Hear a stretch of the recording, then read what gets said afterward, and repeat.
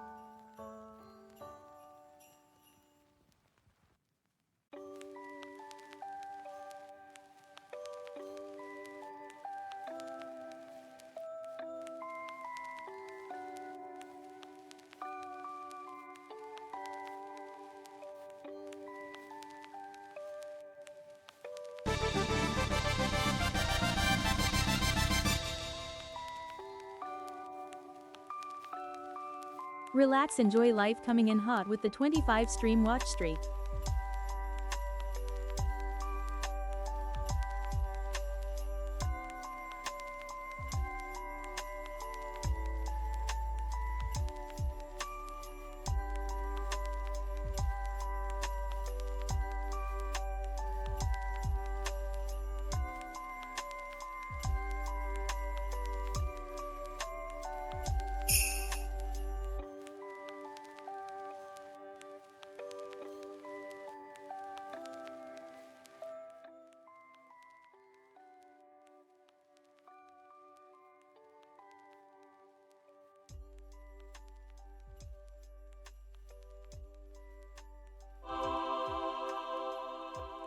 What's going on?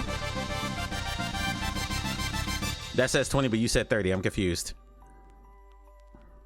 Amelia Faust coming in hot with the 20 stream watch streak. I gotta check the TTS for that. Also, I'm going to flip my camera, so I'm kind of tired of my eye line being reversed. So let me Just do that. Yeah, that'll work. That way it looks like I'm actually looking. Hold on, which side is... That was my fan. Needs to be out the way. There we go. That way, gotcha. Well, either way, thank you for the 20 stream streak. Let me go and give you the pixels. Water, drink, water, drink, water, bitch. Fish, thank you for the hydrate. Oh, we're starting hot today. Okay. We're starting hot today.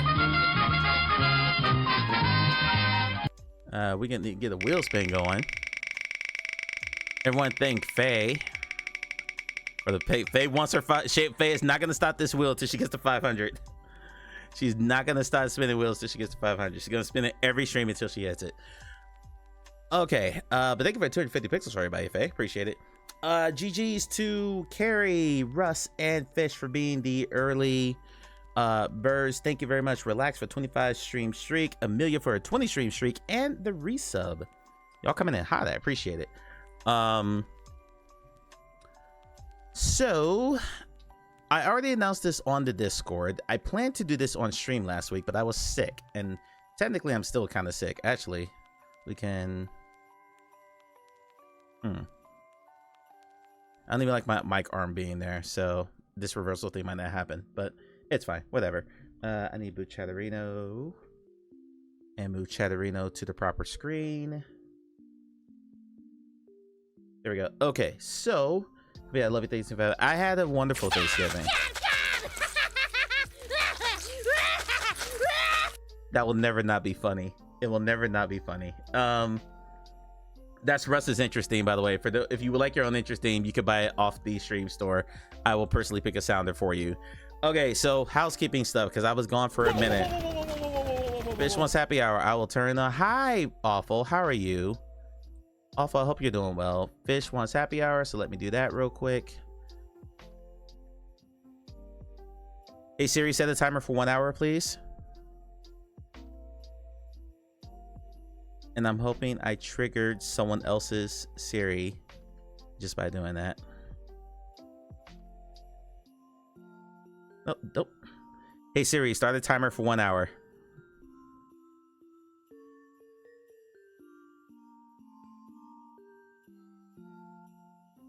So what just happened there was karma. Headphones. Nope, I'm confused. What about my headphones? Relax. Remember, you know I gotta try again. Go for it, Faye. Let's do it. Let's do it. Yep.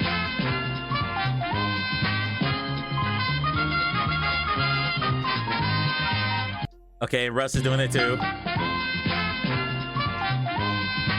Ah, gotcha, relax.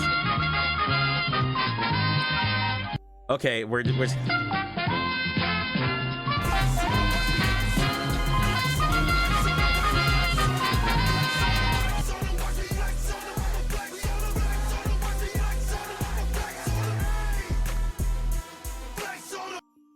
You're actually relaxed. Yeah, I said that a little while ago. Thank you for the 25. I appreciate it.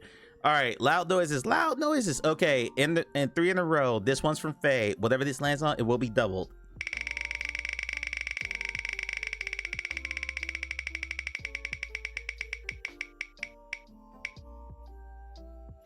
That's 100, so that is 200 for everyone. Let me get to my screen there. There we go. There's 100, and there's 200. That's the point for a second stream started to make a rice for leftover curry. The wheel needs to be fired. Why does the wheel need to be fired? Okay, this is from Russ. Clothes are overrated. Clothes are not overrated. Your boy ain't never gonna stream here naked. And Russ hits it after Faye's efforts. Russ hits the big 500. That is 1,000 pixels for everybody in chat. There you go. Now hopefully Carrie doesn't get the 50 because Russ hit the 500.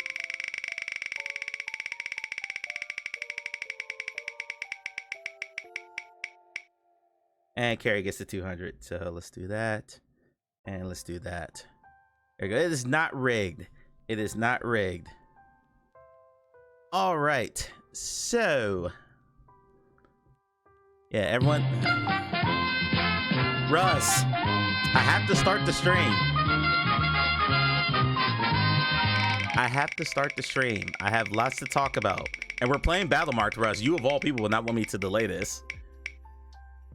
Oh wow, if she hit 500 twice in a row, I was gonna laugh. That's 250 times 2. That's 500. There you go. Do you though? I mean, I'm doing me, but I'm trying. Whoa. There's 500 for everyone in chat because fish redeem, make it rain during happy hour. There you go. No stream, only spin. No, we're not doing just wheel spins today. I got things to talk about. I will turn it off. Peanut butter. Wow. Okay. Wow. Oh, that is not cropped correctly. So I need to recrop this. 250 in chat. That's 500. Mr. Angry Eyes. Okay, hold on. See, let me fix the cropping on my PNG tuber. And I should only use this voice while I'm on the PNG tuber, specifically if I am the peanut butter. Because if I'm the peanut butter, actually it's cropped correctly here. Let's move this over here. I don't know why it's cutting off at the top there. Yeah, see? Hold on. Where's the PNG tuber? Okay, right here. Is that crop? That's okay. That's what it was. There we go. Perfect. Okay. All right. Yeah. Right here. Yeah. Anyway, turn the pixel wheel off. Okay. So the thing I wanted to talk about to lead off with is something that I meant to announce on stream last week, but unfortunately I came down with a code, so I could not do it. So we're gonna talk about it here. Come over here. See if this works. Hey, it works in the scene, except fucking Quill. I got to turn that off.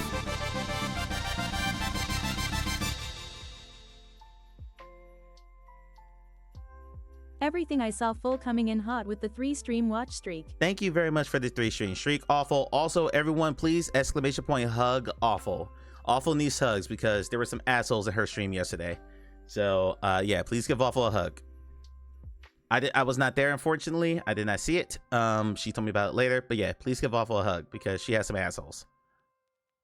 Thank you, Faye. I bet you are. I didn't see it, and I guess the VOD was unpublished. I'm not sure. Because I went back to watch it today. But yeah, whatever. Screw those guys. Fuck them. If Roswell 500 shipped me got 1,000, I gave 500 twice because I don't have a button for 1,000. So I hit the 500 button twice.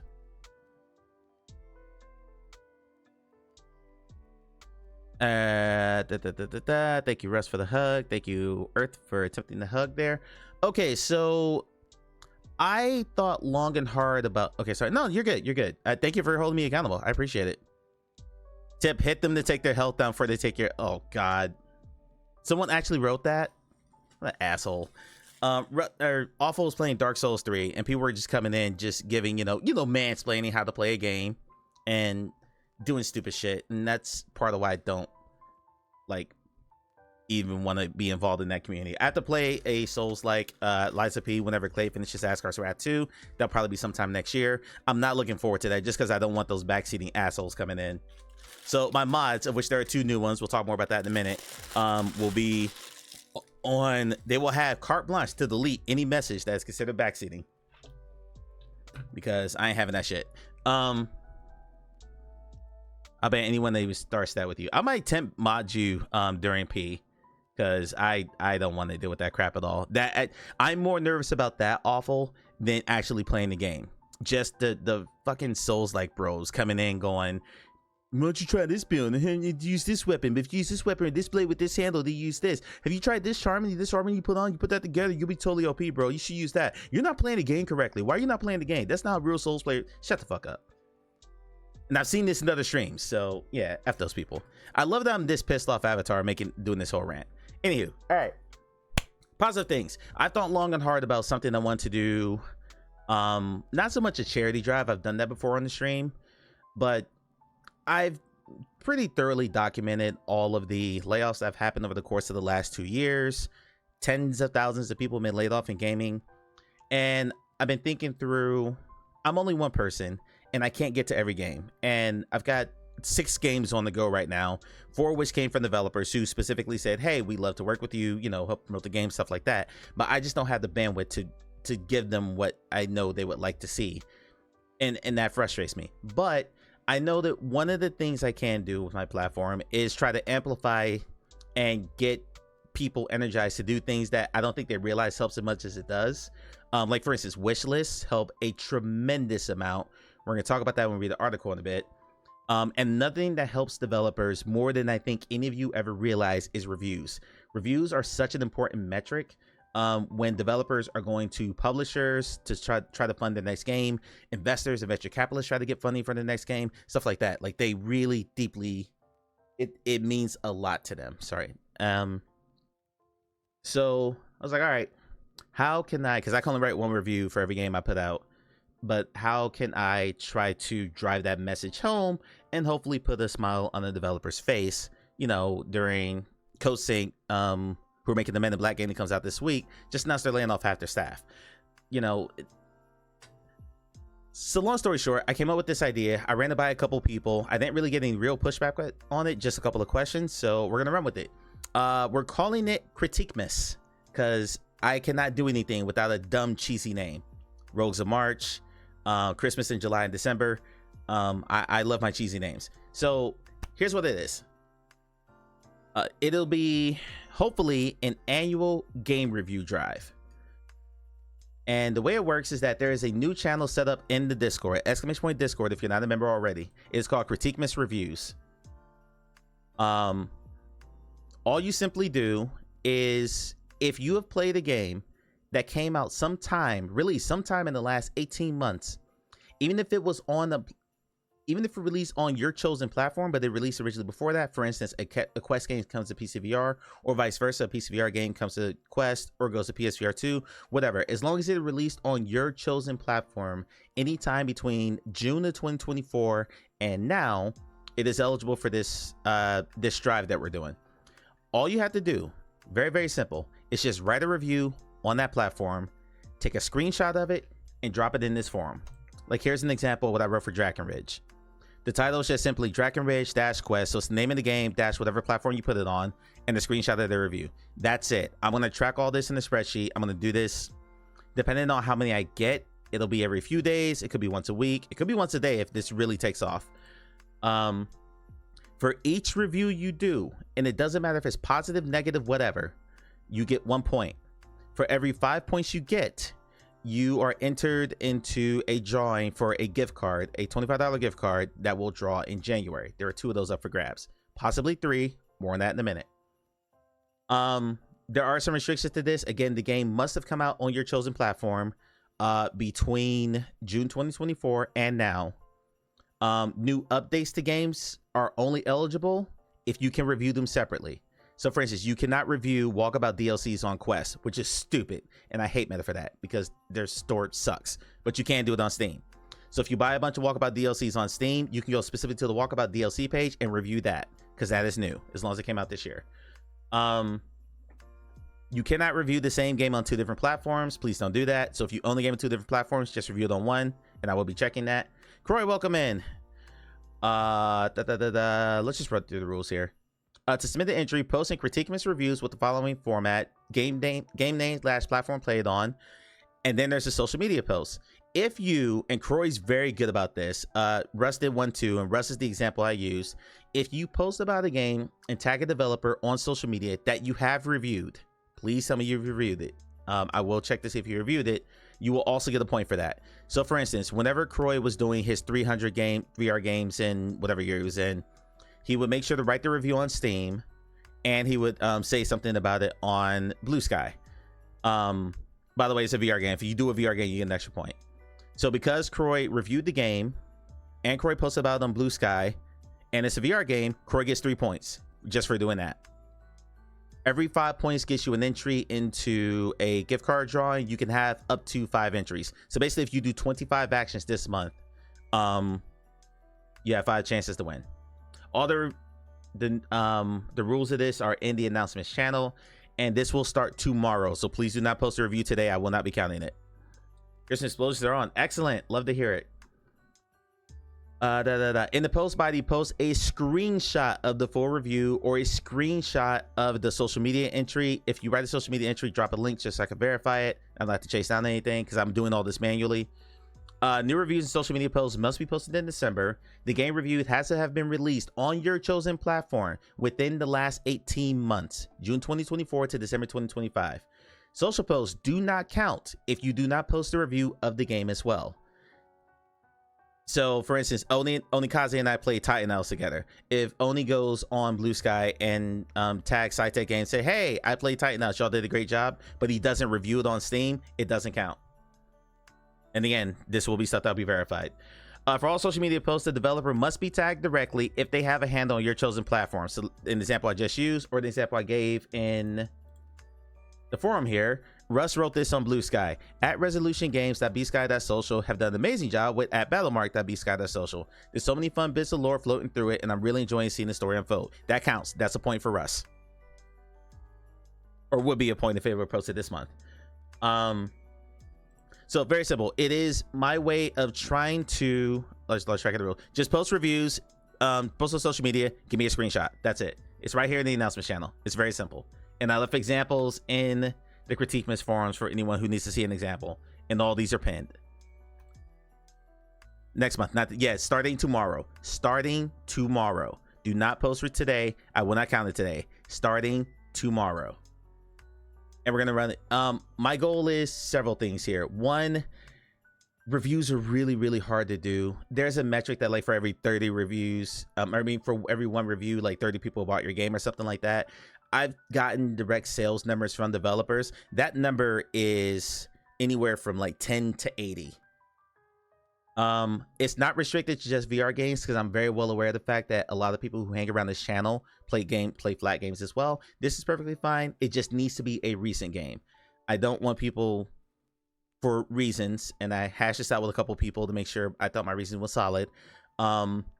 I really want this to focus on recently released games that can still be supported by the developer if they get enough reviews and enough traction behind it to see that it's still worth developing. So don't post a review for a game that came out in 2018. Some of those developers aren't even around anymore.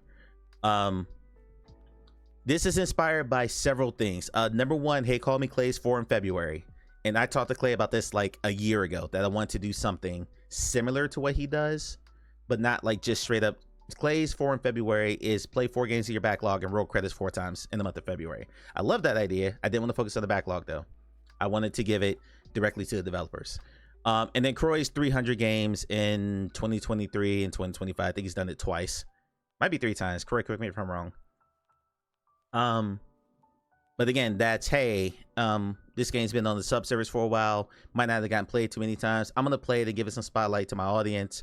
You know, maybe someone picks it up. Like, I love those things of just giving attention to the games. So this is my version of that. It's giving attention to the games and giving attention to and making sure that the developer knows, hey, I appreciate your efforts that you did this. Even if it's a bad review, it doesn't even have to be a good review. If you thought the game was absolute trash, just write the review because that feedback is critical too. Tomorrow. So again, all the rules are right here. Very simple. Just post a review, write something on social media, tag the developer, and post screenshots of those in this forum. That's it. I'm doing all the tracking myself. I may enlist a mod or two to help me with that if it gets overwhelming. But the main thing is that. So prizes I'm sorry, let me go through the reviews. 1 point per game review. No duplicate games on multiple platforms allowed. 1 point per social media post about the game. The developer must be tagged in the post if it has a handle on the platform. Again, the example I gave for Russ, at Resolution Games at Blue Sky. Very, very simple. Everyone should know how to tag someone on social media at this point. If you don't, feel free to ask me. I'll walk you through it.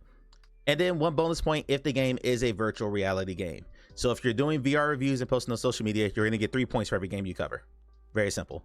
And it's something that, even if you write something very quick, like my Draken Ridge review I think is 4 lines long. Took me maybe 5 minutes to write, if that, and then drop it on social media and then tag the developer. I got 3 points in less than 5 minutes. Every 5 points gains an entry to the drawing for a $25 Steam gift card. I'm actually going to change this. It's going to be $25. It's going to be a $25 gift card to an outlet of your choosing. It does not have to be Steam.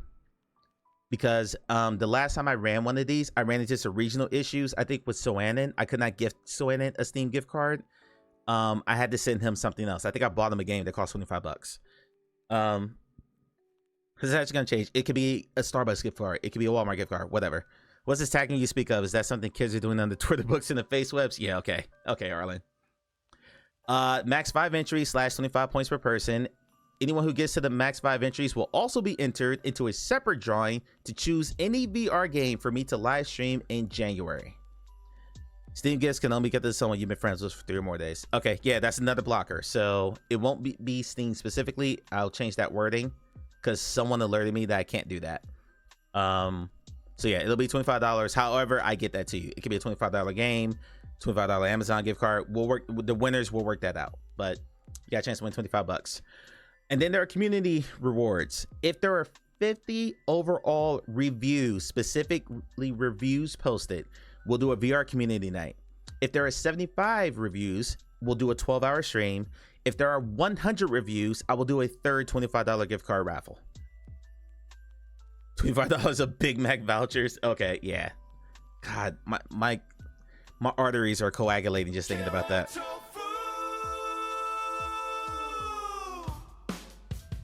Just so you know, you and Amy swooped in to defend Brand's statement that roguelikes are the laziest thing a dev could do.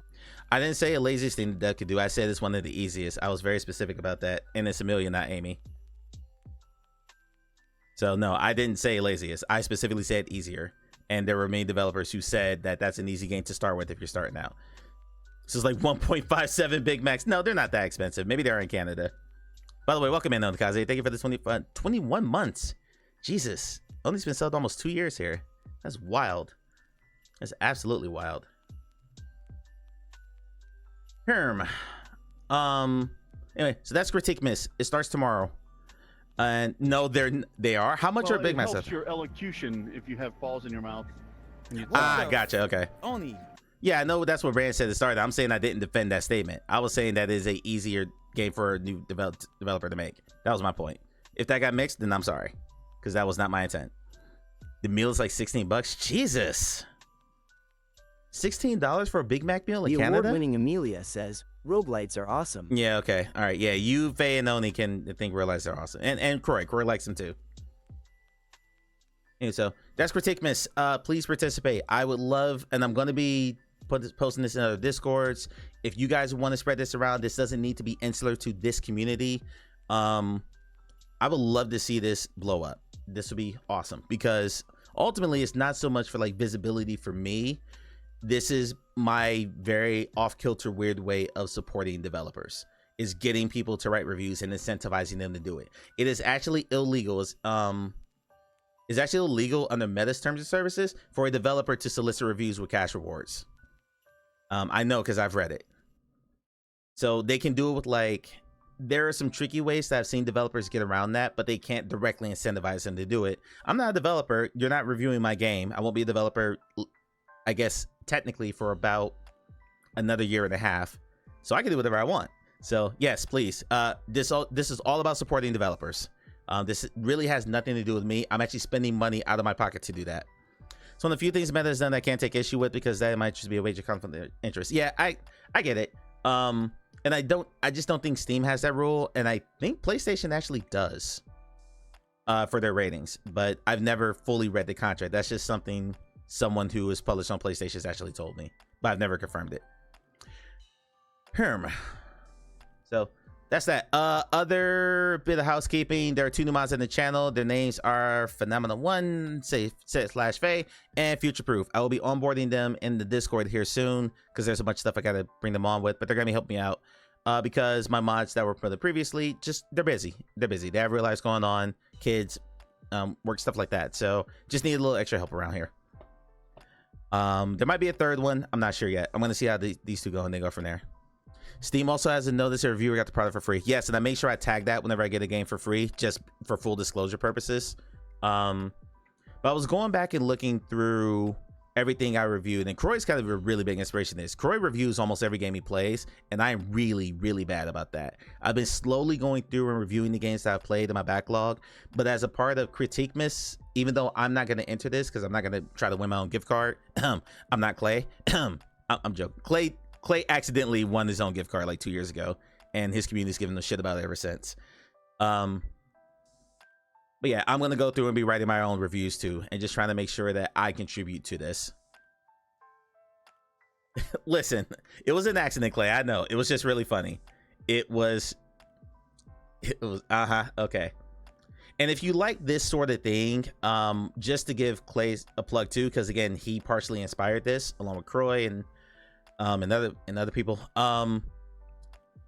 In February, I'll reiterate this, Clay does a thing called 4 in February.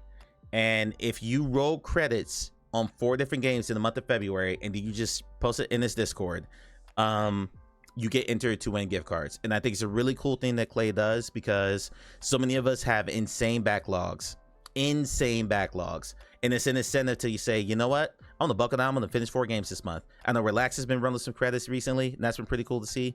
So yeah, each completion is an entry up to 4. I love that. I love the whole concept of that.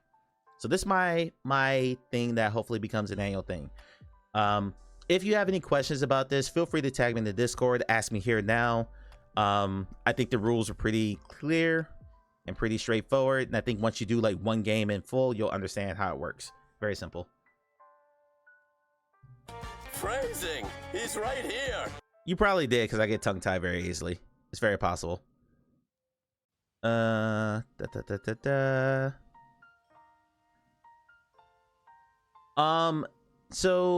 the other thing I'm going to talk about, and there's been some fallout for this that I probably shouldn't show publicly, but I'm going to anyway, because fuck it. This article, Faye, thank you for posting this in the Discord. Henry Stockdale posted this in Rough Talk VR. That's where I first saw this. And then Faye beat me to it and posted in my Discord. But I dropped this in Gamer Tags too. And that's where some of the controversy comes out. Yassine Salmi is the founder of Salmi Games, the Munich-based studio behind Sweet Surrender. He wrote across design, okay, whatever, blah, blah, blah. If you don't know what Sweet Surrender is, it is a pretty arcadey roguelike. I played it for Rogues of March last year. It was not my favorite roguelite of all the ones I played that month, but it's fine. It's a roguelite shooter. The game has been out on Quest for quite some time. It was also ported to PC VR, and it recently got ported to PSVR.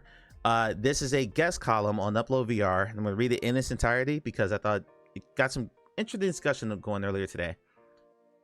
Quote, we recently launched Sweet Surrender on PSVR 2, and I want to share our experience, partly to help other developers and partly to give a transparent look at how things actually went.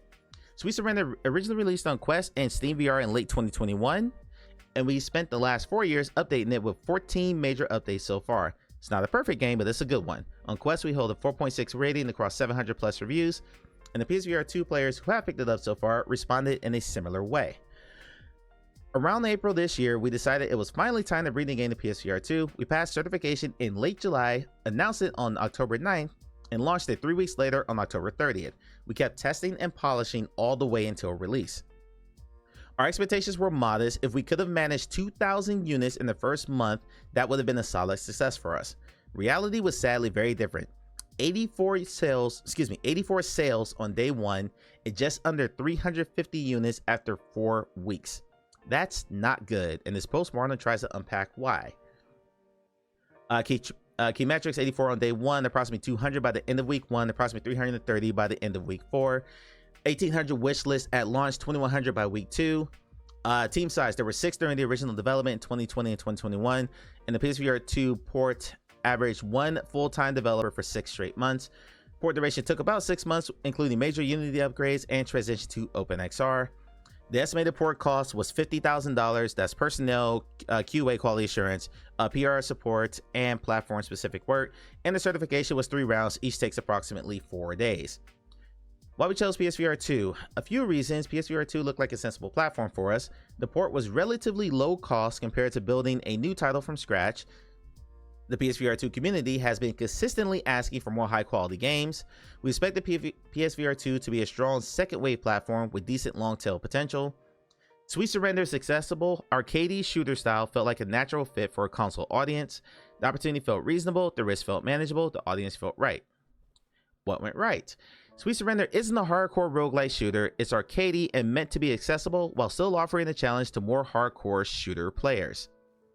We delivered a strong PSVR 2 version. We made full use of the hardware. Very important. Native 90 frames per second with no reprojection, adaptive triggers, solid headset, hand haptic feedback, a platinum trophy. Players really care about this. A wide set of comforting gameplay options. We did miss capacitive support for the grip button, but that's planned for an update.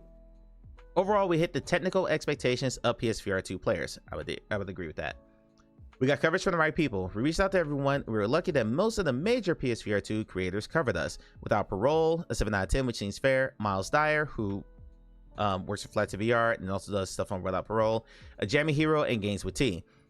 Our announcement and launch trailers appeared on the official PlayStation YouTube channel, 16,000 and 34,000 reviews respectively, plus PlayStation Japan. Our PR team ensured that we reached press and influencers, and we maintained a steady cadence of posts and high quality clips across social media. Smooth launch. Anyone who was shipped on PlayStation knows how easy it is for something to go wrong in the back-end configuration. We planned for the worst, double and triple checking everything. In our case, the game went live globally, on time, and with no region stuck in the delayed coming soon state. Technically, the build was solid at launch. This was a big contrast to our 2021 Quest launch, where a rare grenade tutorial bug could quietly break the entire game for affected players without crashing. The PSVR 2 launch had none of that. It's a good game. Sweet Surrender has its limitations, but the core experience is solid and has proven itself over several years. The feedback we've received on PSVR 2 so far reflects what we consistently seen on other platforms. Players who click with the game really enjoy it, and the updates we've added over time have made it noticeably stronger than the 2021 version. What went wrong? Most of our missteps were strategic rather than technical. Timing, we misjudged it across 3 dimensions. This was our biggest mistake. Number 1, we launched into a very crowded holiday window. I have been screaming about this for over 2 years now. Players told us directly, I want your game, but there are too many new VR releases and I have to pick. October and November saw a surge of strong PSVR 2 releases that we underestimated and maybe shouldn't have. We've heard from other developers that we should do our best to avoid Q4 altogether. There will always be a rush of developers trying to release games before Christmas, and that can only dilute the possible attention you could receive. Number 2, we launched 1 week before RoboQuest VR announced the release date. RoboQuest VR is an excellent and far more visible roguelike shooter. Its VR release date announcement landed right after our launch, and many players explicitly told us they were waiting for it.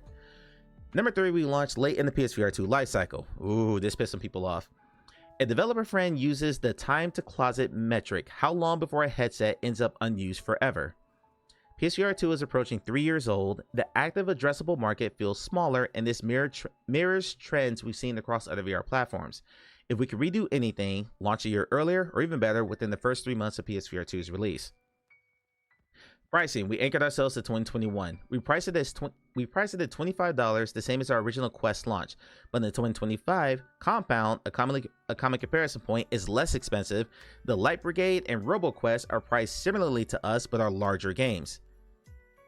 We stuck to our original price out of principle, but realistically, a $15 to $20 price point would likely have helped first month traction. I'll catch up on chat in a minute. I still dislike the general race to the bottom, but pricing also has to reflect the current landscape, not what made sense 4 years ago. Wishlist and store timing. We had only announced Sweet Surrender for PSVR 2 3 weeks before launch because we wanted to pass certification first. We wanted the store page to go live with the new trailer. We didn't want to announce, quote, too early. In hindsight, this was a serious mistake. It's not discussed much, but the PlayStation Store is wishlist driven, almost exactly like Steam. We should have published our store page in May, let wishlists accumulate naturally, then done a release date announcement later. I can't tell you how I love this. I love all this. Let me check that I can see. Yeah, I just glanced just to make sure because I'm kind of zeroed in here.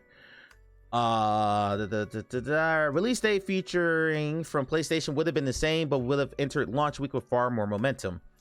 And visual expectations. Sweet Surrender 1 was originally built for Quest 1. We designed a stylized, low texture, outline heavy look that worked well for standalone headsets. Last year, we modernized the pipeline with Bloom, HDR, and improved particles. Despite that, some PSVR 2 players commented on the lack of shadows and the overall Quest first look. Others praised the smooth performance, but visuals still divided opinions. If you're targeting PSVR 2, expectations lean towards modern rendering features, even for stylized art. Platform-specific leanings. Working with PlayStation's backend can be intimidating at first because it spans multiple systems and tools, but once you understand how the pieces connect, the workflow is relatively logical. Sony clearly put effort into making PS5/PSVR 2 development more approachable and self-service than it used to be. Documentation is solid. I'm skipping this. Yeah, last point here said it. Overall, our experience with the platform was positive. The real challenge was timing and visibility, not Sony's systems. Moving forward, there are several things we would approach differently in the future PSVR 2 or console VR release. Open the store page months in advance, even before certification, and treat wishlist growth as a primary objective, just like on Steam. Clay, if you're still here, can you put your note-taking emote in chat, please?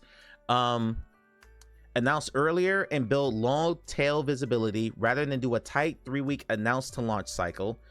Be more aggressive with pricing strategy, anchoring to the current market rather than a 2021 launch. Avoid crowded windows and major competitor landings, especially in the shooter roguelike space. Target the early life cycle of any VR platform, not the late one. None of these would guarantee success, but they would have significantly improved our starting position. While disappointing, this release isn't catastrophic for us. Our company's survival is thankfully not affected by it. Wishlist numbers are healthy, and the game may still find a second win during future sales. And then the rest of this will, is platitudes. PSVR 2 community's been supportive and generous. It's not commentary on the VR industry. It's just the reality of a late cycle release combined with some strategic mistakes on our part. The VR dev community has helped us more times than I can count. I hope in turn this write-up will help others avoid a few mistakes, or at least go in with clear expectations. I love this article. I love this article because most developers aren't this straightforward about stuff like this. And I think he's very, very careful here to say these are the mistakes that we made. He's not blaming the size of the market. He's not blaming players aren't buying games. He's not doing any of that stuff. And I've seen some other developers do that in some pretty bitterly written things in the past. He basically says, we read the market wrong, pretty much. We read the market wrong in terms of timing, in terms of price, in terms of how long of a ramp we needed, runway, how long of a runway we needed before we launched the game. And we've seen several games announced and then drop within a month.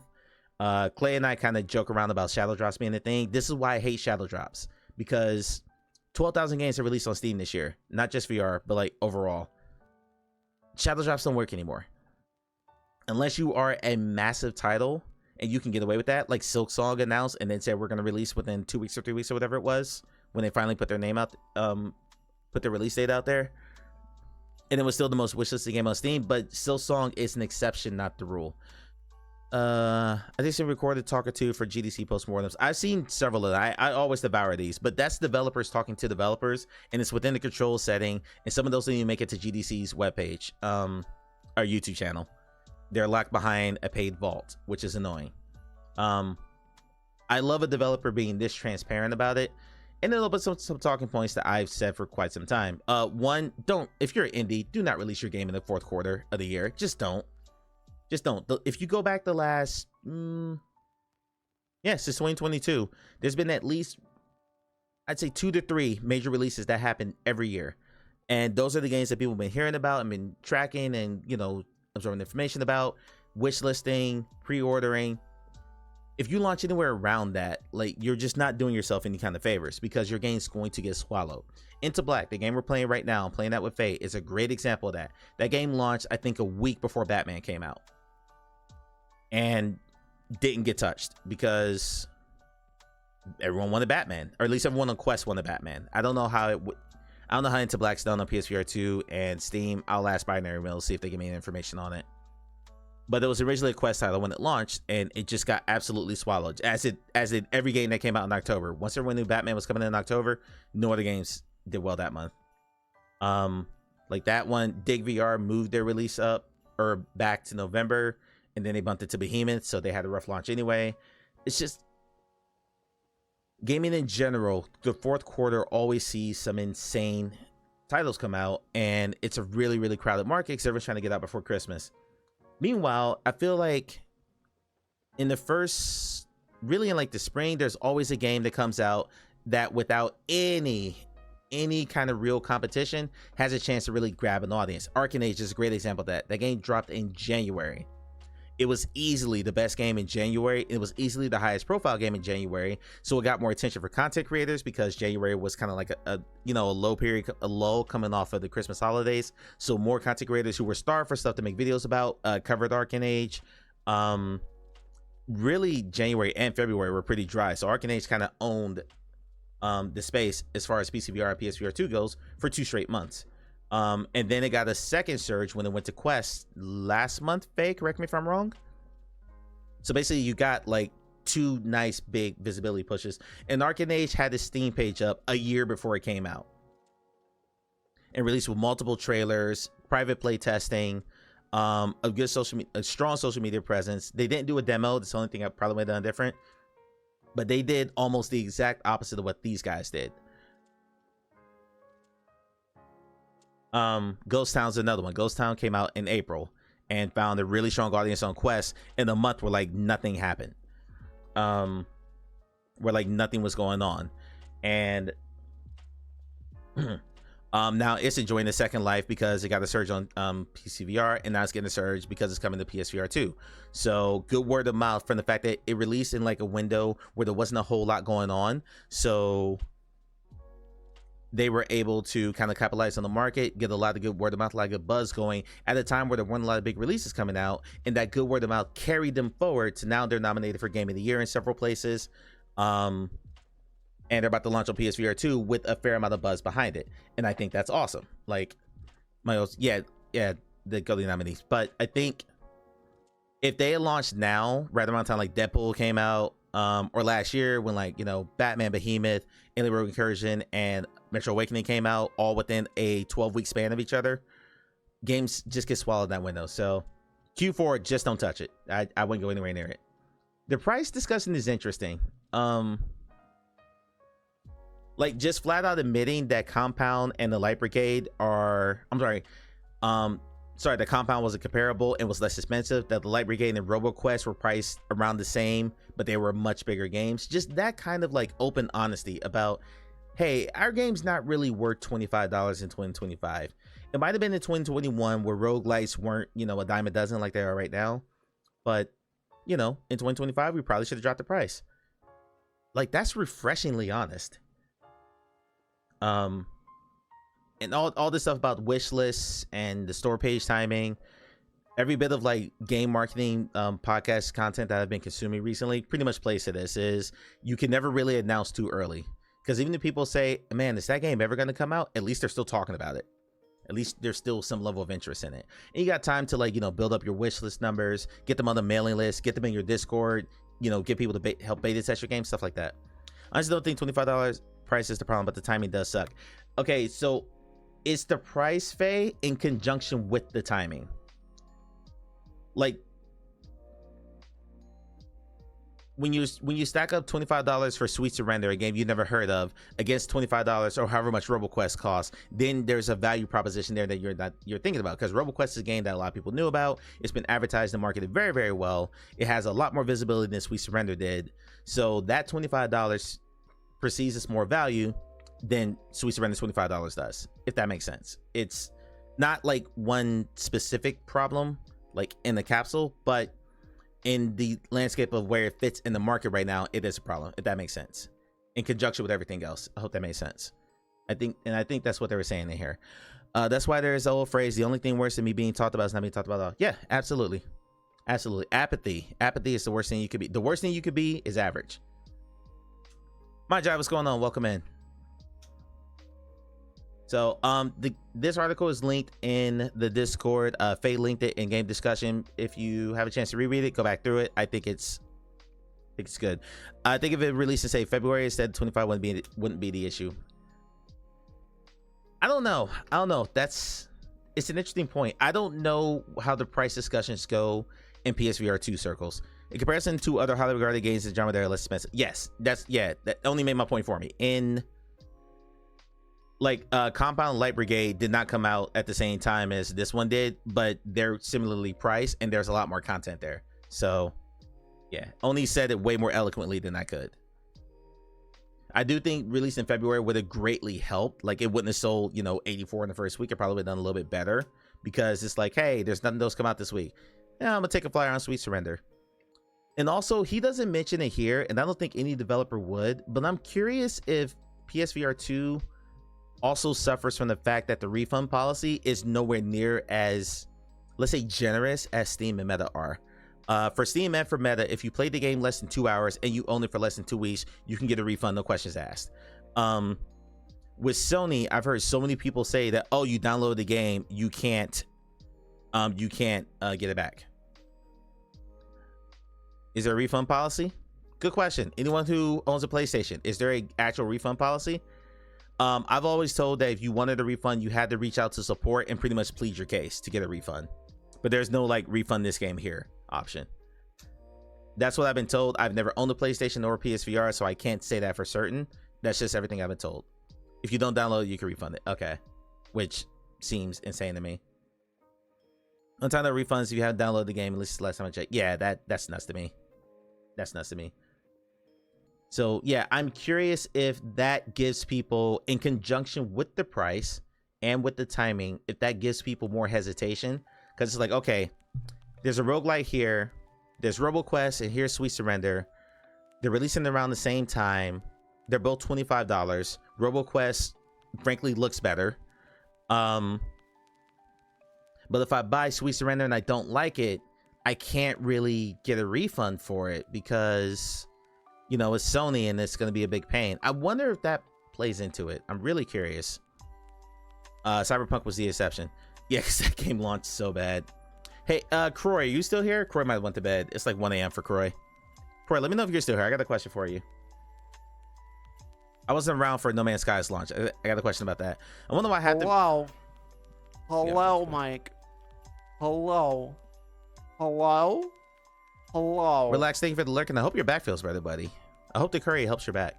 I want to know why half the VR games that come out do something last quarter of the year. I want to know too. I think everyone is thinking about Christmas, and I just think it's short-sighted because every year a bunch of games just get swallowed and nothing happens. So frustrating, very, very frustrating. But anyway, great article, and it led to a couple of weird points here. So I posted this in Gamertag's Discord, and Ian's about slash Game Dog. I have talked to this person a few times, and he said, quote, I wish listed it, but yeah, time of year, the price, so many similar titles, more promoted, wish list longer, all factored into me not buying. I can only play so much and can only spend so much around this time of year. I'm aiming to pick this up in the future, but honestly, I don't have November, December money to just throw away, so I pick what honestly I know more. So just, and that's straight from a consumer. Ian is one of the bigger PSVR 2 fanboys I've met in GT's community. He buys a lot of games, but even he said I had to, you know, pump the brakes there. I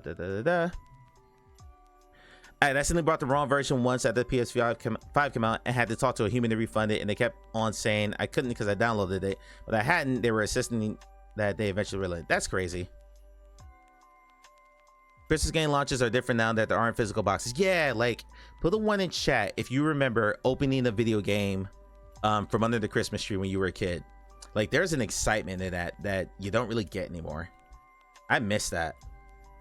Like whenever I bought my kids at the time get like a game, I always make sure it was the physical copy and I wrapped it. So I miss that. Haven't gotten up yet. Okay. And then there was some discussion about, let's see, now with media outlets like Upload, if Grab That with PSVR 2 has no games, there's no point in putting games on it, as Upload does. I straight up said, I don't recall an Upload VR article spreading the narrative that there were no games on PSVR 2. I've seen articles like being fairly critiquing of it, but never saw that. Anyway, so I'm gonna hide this because I don't want it publicized who sent this to me. But hang on, let me move this over here. No one turn me into a potato because that screen's gonna be blocked here for a second. Matter of fact, come over here. We'll just do it this way. Come over here. You remember being so happy for Spyro to enter the Dragonfly? I've never played the Spyro game, Brand. Believe it or not, I've never played the Spyro game. Anyway, so I asked Ian where that narrative of Upload VR hates PSVR 2 came from, and no surprise, it came from Brian from Without Parole. This is straight from their Discord. I'm just gonna read this verbatim. Quote, fucking Upload. I guarantee they never published an article that said how much better Arcanage sold on PSVR 2. Because it didn't. It sold 1,000 copies, which is, anyway. He continues, don't get me started. For 10 years, they've been a meta marketing machine, and it's shocking to me that no one else sees it. Every single game, every single opportunity, their unabashed bias is always out there in full display, which is fine, but at least be honest with your readers and change your name to Meta Upload VR or something. I can't stand this level of blind sycophant. I almost joined the Discord just to cuss Brian out, but I'm not trying to start a flaming war there. They do plenty of PC VR. They have a rotating article where they say, here are the games coming out on all platforms, and they specifically mention ports that are going to PSVR 2. They do this all the time. Bullshit. Thank you. Bullshit. Thank you. What flavor haterade where they drink? I don't know, man. Brian's just a very... I like the Without Parole channel. I do. That's actually how I keep up with PSVR 2 stuff. I watch that PSVR 2 This Week video every single week, because I think it's tremendous content. But if you say anything negative about PSVR 2, anything that could be slightly perceived as negative, you get banned from that Discord, you get banned from the PSVR 2 subreddit, and Brian just absolutely hates you. I don't understand that level of blind fanboyism. It's okay to love something and still criticize it. Every one of us has family members. Every one of us has family members that we love, that we sometimes don't like. God knows I do. Matter of fact, hold on. Hang on. We're gonna run the poll.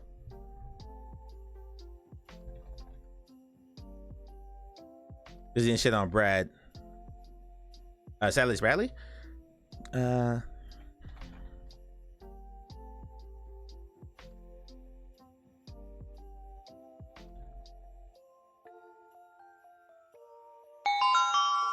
Poll, do you have a family member that you love but you don't like?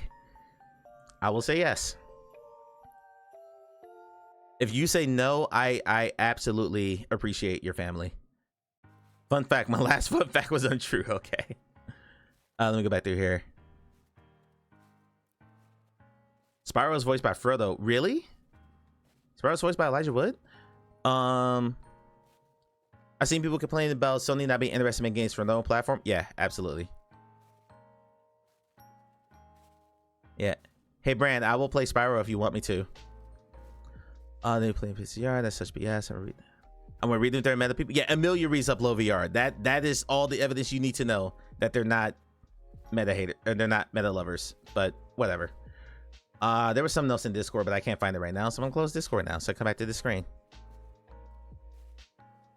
On Reddit, there were fits when Heaney got hired because he didn't shit on Brad. Gotcha. Okay, I read the full thing now. There we go. I started watching PSVR Without Parole years ago. Forgot why, but they rubbed me the wrong way without lube at one point. There's a lot of tinged hate in some of the stuff that they say. Not hate, just tinged. I don't know if it's bitter. There's a vibe that comes off when they do their live streams that I found pretty distasteful. So I don't watch their live streams anymore, but I do keep up with their news, because that's I think Ryan does a phenomenal job delivering the news and keeping up with all that. He's in tons of Discords. He's tracking all this stuff. Like, he does a lot of work for that, and I have a lot of respect for that. I can't. It's Eric Masher levels of annoying for me, so I can't. Russ, I'm not gonna read that. No family, no answer. Gotcha. Okay. They accuse Heaney of being overly nice about meta. The other question is, do you think that you're the family member that's loved but not like? I know I am. I know there are people who cannot stand me in my family. 100%. I love VR critiques meta all the time. They did a whole article about a year ago. They did a whole article that Henry resent me when I kind of looped them in on some of that stuff. They did a whole article about developers that they spoke to at GDC who basically said that the store is in a really, really shitty state right now. They were very upfront about that. It's crazy to make that assertion. Nonsense. Anyway. Awful. My mom says she loves me but doesn't like me, and she's been a textbook narcissist with a golden child. Not me, obviously. The golden child doesn't speak to me, and I don't speak to Narc. Awful. Good for you, and I'm proud of you for that. I'll just use dictation. All the complete and the software keyboard are working against me. He was considered the Oculus fanboy in the early VR subreddit. I didn't know that. Thank you, Ron. I didn't know that. Learned something new today. Gotta go. All right, Arlen, do your thing. Wireless L. I don't know, Amelia. That's weird. Someone put that on my to-do list that I need to find out what LMAO. It's probably Twitch's mod.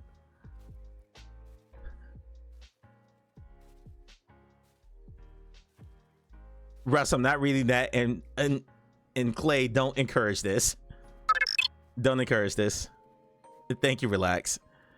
Fun fact, you can't think of a family member you dislike. It's probably you who dislike one. Amen. Amen, Bran. Clay, are you the family favorite? Put the one in chat if you think you're the family favorite. I'm sorry, let me rephrase that. You know, we'll run another poll. Hold on.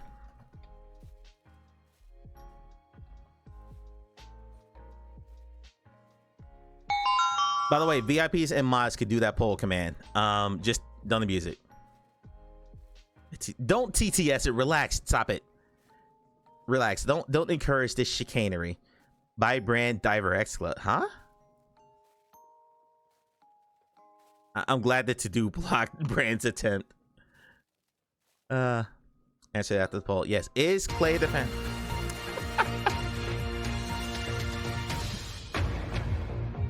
Breaking news. Realm of Russ reports lube is important. Now back to the stream.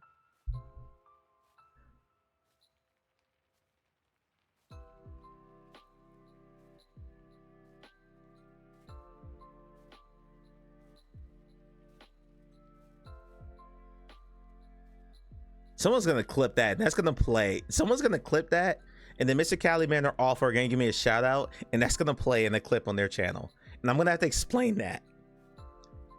I'm totally gonna have to explain that. Did somebody clip that? Damn it. Yes, Russ is a mod now. Russ and you are the two new mods. No, you can't give me a shout out on my own channel. It's not gonna happen. Mr. Caliban, no sir. No sir.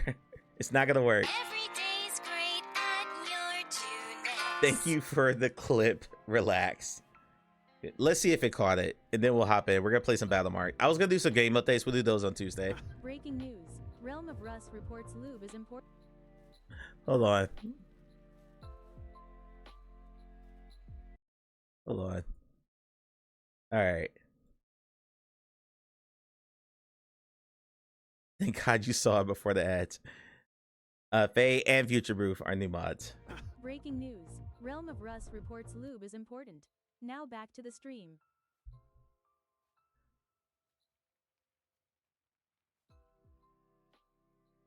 Breaking news. Realm of Russ reports lube is important. Now back to the stream.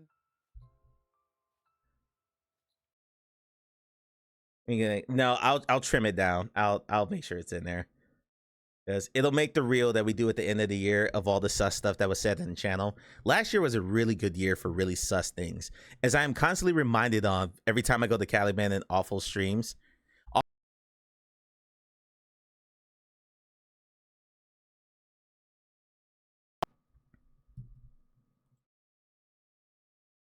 Okay, I should be back now. I gotta replace this microphone.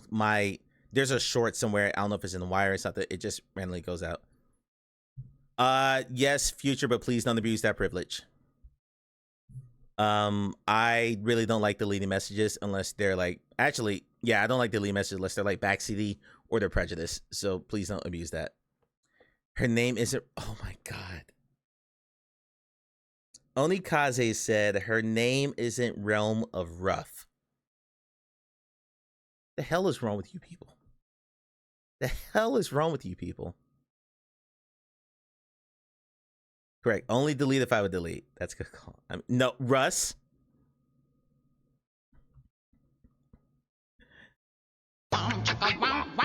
Russ, when you change your name, you can't change it again for, I think it's like 6 months or something. Please don't do that to yourself. Please don't do that to yourself. You can make your Discord name Realm of Rough. How about that? Like, go into server profile and change your Discord name to that. In my Discord. There you go. All right, we're going to play Demeo v Dungeons & Dragons Battlemarked. There's an update for the game, but I'll talk about that once we're in it. A reminder, just for those who missed it earlier, Critique Miss starts tomorrow. Rip your DMs. Russ will welcome all that. What are you talking about, Clay? Russ would love every bit of that.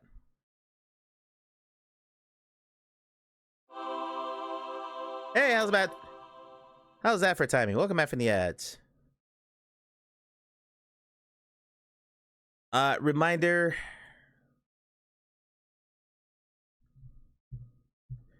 that Critique Miss starts tomorrow. It is very simple. There is a channel in my Discord called Critique Miss Reviews.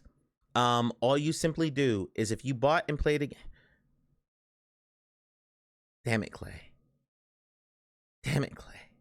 Down in the wilds. Oh, down in the wilds of West Virginia. Oh. Oni, what are you doing down there, if you don't mind me asking? If you do mind, no worries. Just disregard that I asked that question. Thank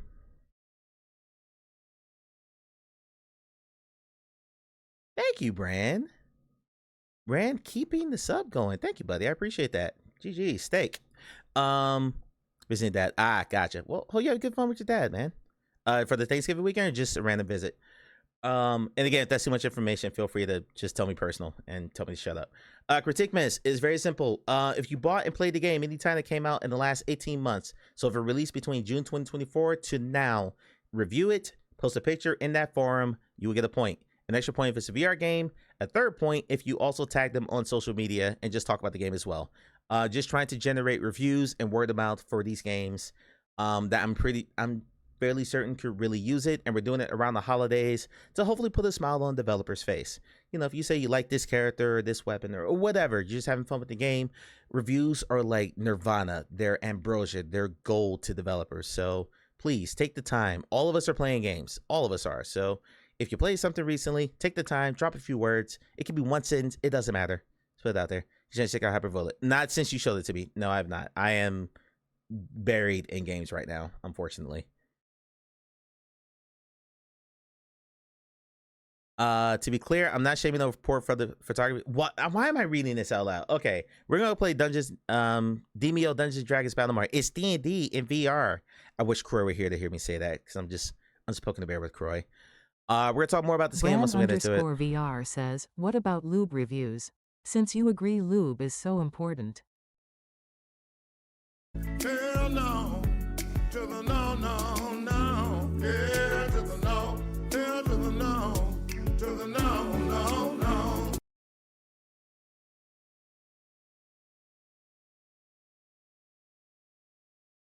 Good thing this wasn't part of my dating culture. You got speechless mic at the end. Okay.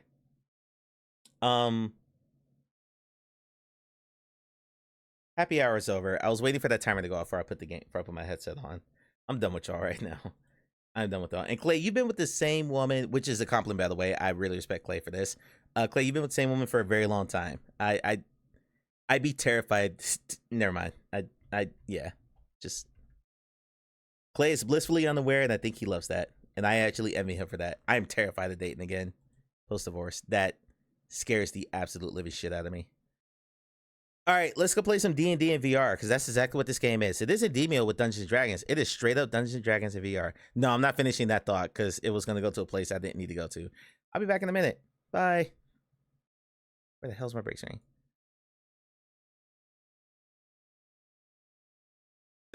Okay, we all know our parents had sex at one point in their lives, but that don't mean we need to see it. About depends how far along in the act you are, as well as the area you're in as well. Yeah, I'm saying full bucket naked. Buck naked. N-E-K-K-I-D. Buck naked in both sides. Either your parents are bucket naked and it's all happening. All stick A's and slot B. All that stuff. It's all happening. Or that. Or the other way around. And they walk in on you. Spiral? Can you do a scan for life forms or something? Yes, but it will be much more amusing for you to meet him on your own. Oh, lovely. Okay.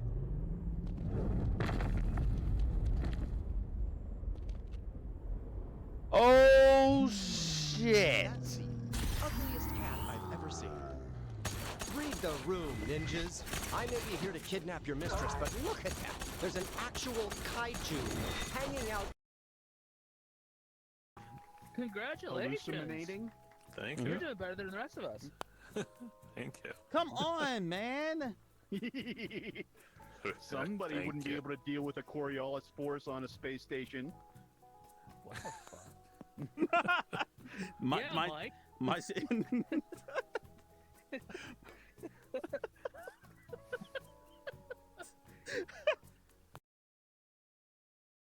grenade action? Little grenada?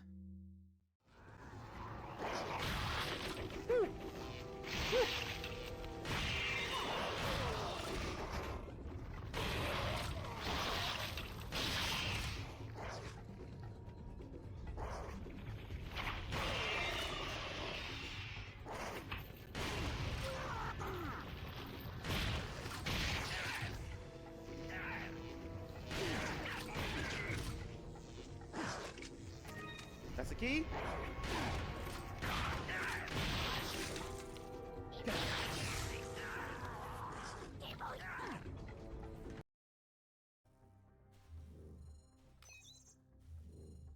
Just touch the bear, that's it?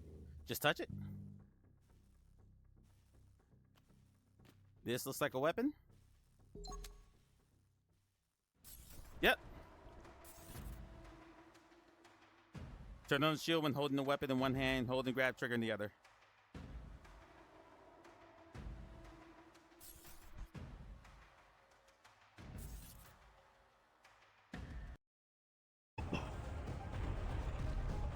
Oh, Jesus. You threw the exploders in there. Threw the explodies in there. Okay. Oh, hey, whoa, whoa, whoa, whoa. Speaking of daddy, hey, big boy. I remember you from the demo. You're also in the thumbnail to this game. At your tail, you just happened to see me. I'm waiting for Phenomena to come back from ads. Yo, this music's a pop. Oni says, oh, that's Russ.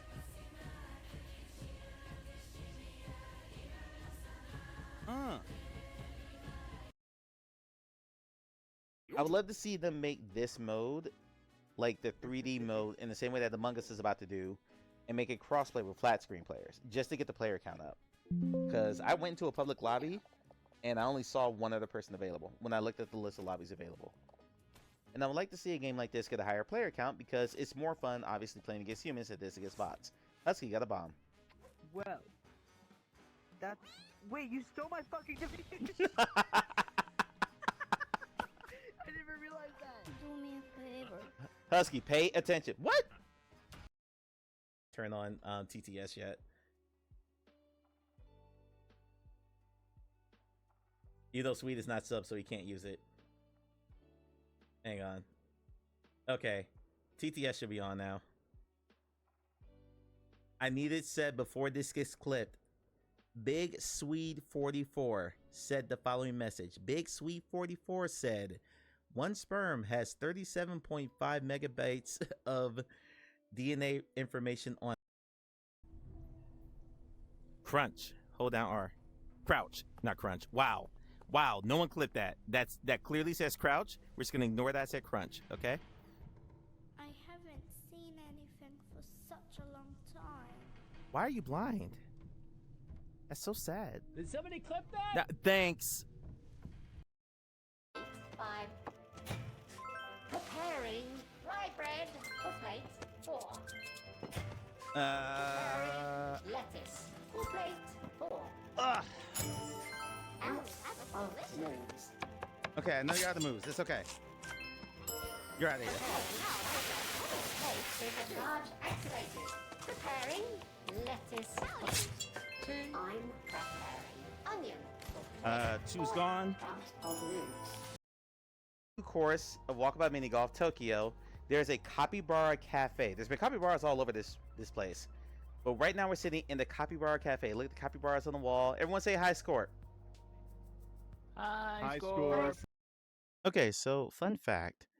I had to boot this headset in a hurry. Thank God I had a charge to it because I screwed up and I meant to charge the shit. That's wrong. Do that. I had meant to play with the crystal tonight, but I did not charge the controllers before I left for work.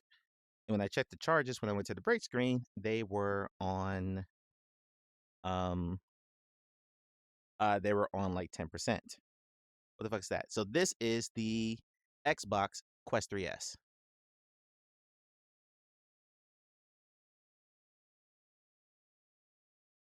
So it's the only headset I had charged. I checked my Pico, I checked my base Quest 3. The Pimax, like I said, the controllers were dead. I was like, shit, I need a headset that works. Because, you know, I am a professional streamer and I make sure that my stuff is charged before I start. Clearly not. So, yeah. Thankfully, this is charged and we're going to get some time in on Battlemarked. But I'm very furiously setting everything up. Yeah, the Pico's on like 25%. I've been playing around with potentially using that for some testing for my game. So I had to get that recharged, but I did not charge it after my last testing session. The Pimax crystals, yeah, it's been a bit of a mess, but it's all good. All good. There we go. That's why removable batteries are helpful. Yep, I have rechargeable batteries, so that worked. But the Pimax is my first experience with rechargeable batteries, and I'm just not used to putting batteries back on the charger or controllers on the charger. I appreciate the fact that like the AA batteries that go on the Quest or in the Pico, those batteries last for a very long time, and I greatly appreciate that. So I would love that even though if you could charge the batteries in the Pimax, you still had like a actual hot swappable battery option too. But Clay, you have a PSVR 2. Have you ever ran into a situation where I know I've seen it with you, where like your controllers run out of charge? I know someone I know has these like two little battery backups that he plugs into his controllers and they sit like on his hips or in his pockets or something like that. So his controllers look like they're wired, they're just running to battery backups so they don't die. Because he'll game for long stretches. Getting the Steam.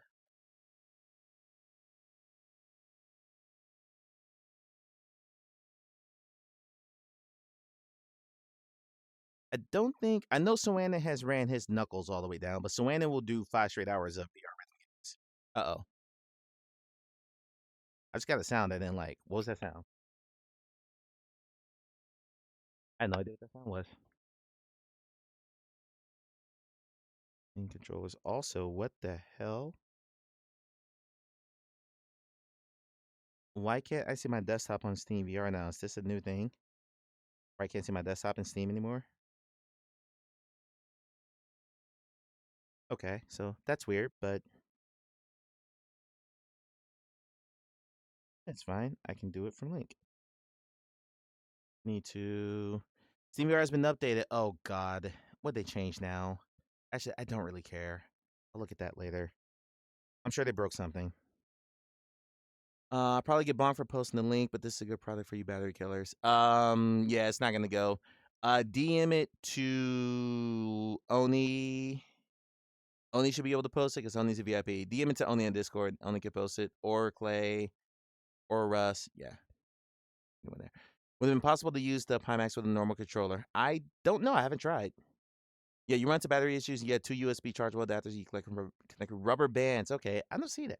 Play next VR stream. Let me see that, or just drop a picture. I'd be curious to see how that. Does that feel weird because you're holding on? Like, are they rubber clipped on at the controller base? So like your hands have to be wider. I'm just curious how that. How's that feel in the hand? I guess is the better question. All right. This should boot just fine, but let's test it.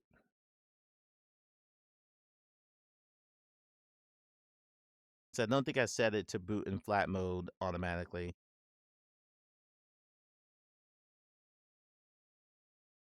Okay. Amelia, how's the charge on your XR Elite controllers? All right. We're going to have to recenter, probably.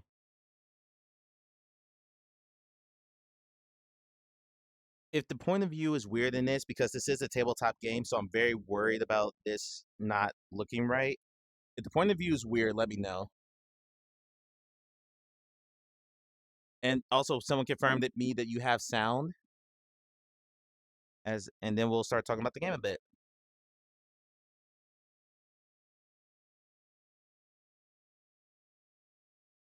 Usually go for about a week, but I like to charge and get the 40. Gotcha. Okay. Got sound. Thank you only for confirming. I'm actually going to pull chat a hair closer. Because this is a tabletop game, so I don't need chat to be super far away from me. There we go. Roman, thank you. Actually, I'm not going to be able to look at that now, so I'll check it out after the stream.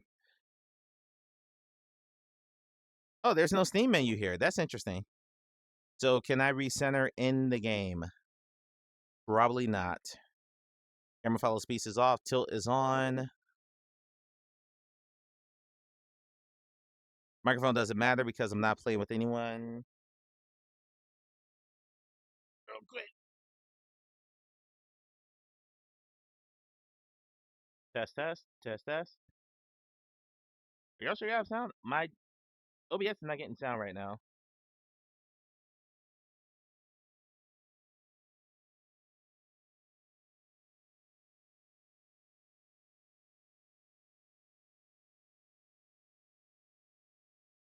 No, my height was a little weird.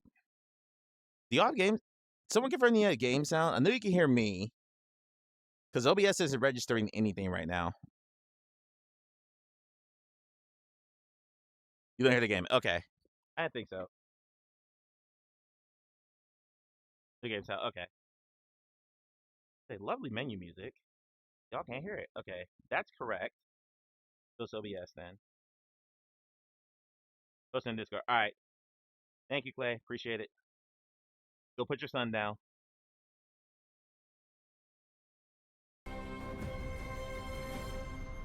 Anyone's been around this channel for any length of time, get that joke.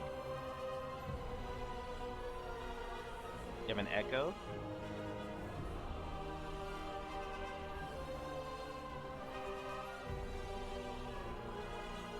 That sound. Freezing.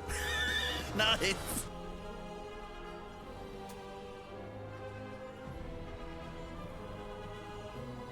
Thank you, Faye, for award-winning clarifying. Amelia says, no echo. No echo? Okay, thank you. All right, so we're good. Magoo with the jackpot. Hi, Magoo. Welcome in. Okay, so Russ is going to be able to explain the D&D-ness of this better than I can. But I only have one created hero so far, Justice Copperleaf. I did not rename her. That's her actual default name in the game. The only thing I haven't unlocked for her. Miguel, I hope you had a wonderful Thanksgiving. I know me and Moment went to visit. And only got one picture, and it was that one picture that I knew you wanted to send me. But yeah, I hope you had a great time.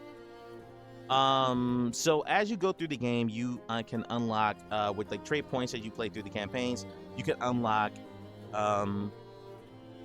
traits within your chosen class, your primary attribute. I don't know the proper D&D word. Russ, help me out.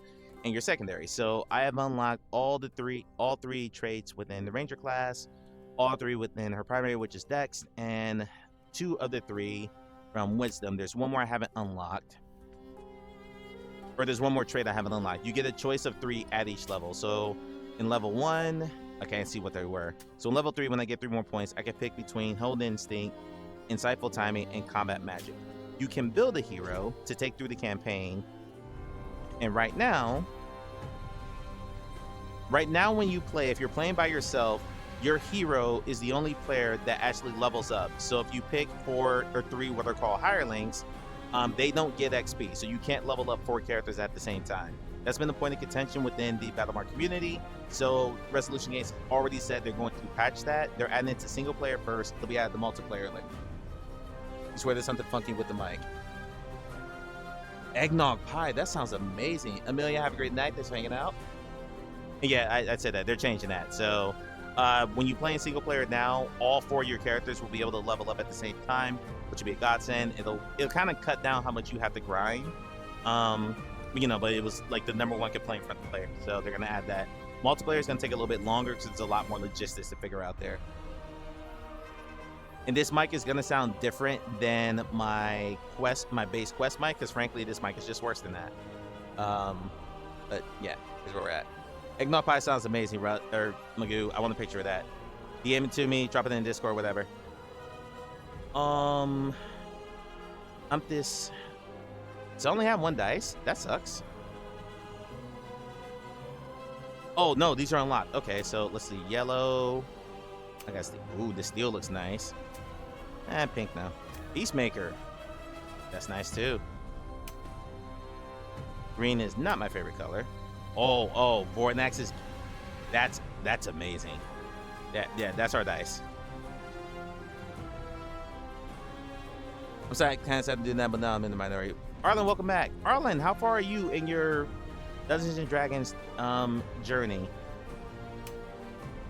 Okay, for my skill check dice, that Amethyst looks nice. We'll go with that. My base plate, I've only got 2, just 1 stone, which is the base one, and Peacemaker. I don't really even look at my plate, but we'll go ahead and change that out. Achievements!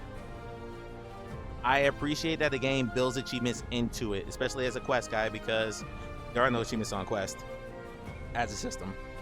This is all battling the first dragon. Yeah, I already beat the first campaign. I already completed the first campaign, Arlen, so you're okay to give mild spoilers that you fight a dragon. We're going to start the second campaign tonight. That's a lot of damn achievements. I am not an achievement chaser. I just kind of play the game. Whatever happens, happens. Like, your hero has endured 5 different damage types without dying. I'm not trying to go chase that down. That's not going to happen. You get liquid cores and floating eyeballs. That's cool. So, if I had to describe this game, it is not D&D in VR. That my go live message and my title were kind of said in jest. It is very much Dungeons and Dragons with Demeo, it is very much Demeo with Dungeons and Dragons elements. That is. Hold on, go back. I didn't mean to do this. How can I go back? Can I go back? I can't go back. Dungeons and Demeo. I put Demeo in Demeo Dungeons, maybe, because it's very much more Demeo than it is D&D. It absolutely is. And what Croy and what Russ were expressed when we first started previewing this game, they were absolutely right. This is Demeo with D&D elements. Now, someone who loves Demeo, I have over 4 hours in that game. I'm okay with that, but I get it for expecting more D&D in it. Might be a little let down. I totally get that. So I've already completed the first campaign. I don't know if these 2 are connected, but we're just going to start and see what happens. I'm ready. So if you have not played the second campaign, there will be spoilers for this, but I don't even know how long we're going to play tonight. I'm just checking it out. Demeo and Dragons. There we go. That works. Look at your left wrist. Maybe I'll turn to the menu there. Nope. Yes? Maybe? Quit the menu? Oh. There we go. Quit the menu. Although I think I was in the right place anyway. Play. Load game. Okay, yeah, I don't have a Crown of Frost started yet, so I was right. I was right the first time.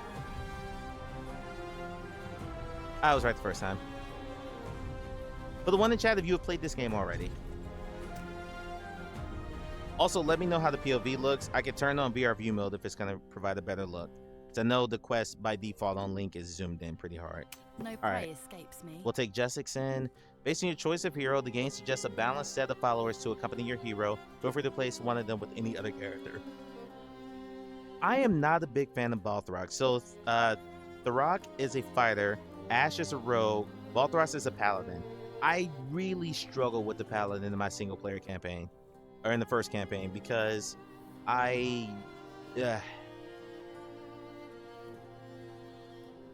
he has a lot of buffing techniques and cards, but that requires another character to be close to him, and I got spread out several times. Also need another character range. Tharok is a fighter, he needs to be in close. Ash does most of her damage in close. She's got some range stuff, but most of her damage done in close, in sneakiness. And Balthras is in close, so I need some more range. So we're gonna add a different hireling. I want Tibby, the halfling sorcerer. And I am not playing Lyria the Bard. I am not a good Bard player at all. Like, what? Yeah, Russ, you let it go. What I'm doing. That's probably not gonna happen. Never stopped me before. One, still amount hot to know haven't started second campaign. Gotcha, okay. I'm also okay with what they've done. I just wish we got more times for Wizard Coast part of this. But yeah, we're talking about that in DMs earlier. Versus Games really should create a campaign editor for the tight Demeo games that fans can make custom content stories for. You and Russ are on the same page about that, Arlen. I can't see it happening. Making a level builder is way more complex than I think people realize. And they were probably more concerned about getting the game out first. What's over here? That's a horrific looking, what the hell are these things called? Mimic. There's a very classic, or soon to be classic, Mimic clip from when Oni, Clay, and I played Pixel Dungeon. It'll be in the clip recap at the end of the year. Because it's pretty bad. And I have it clipped, and so does Clay. So you can see it from my perspective of getting eaten by a Mimic in first person. And from Clay standing there watching me getting eaten and just laughing hysterically. It was pretty funny. Okay. The tiny town of Lonelywood has become the hub where 10 town residents meet adventurers seeking to plunder the ruins of Yithrin? We're going to go with Yithrin.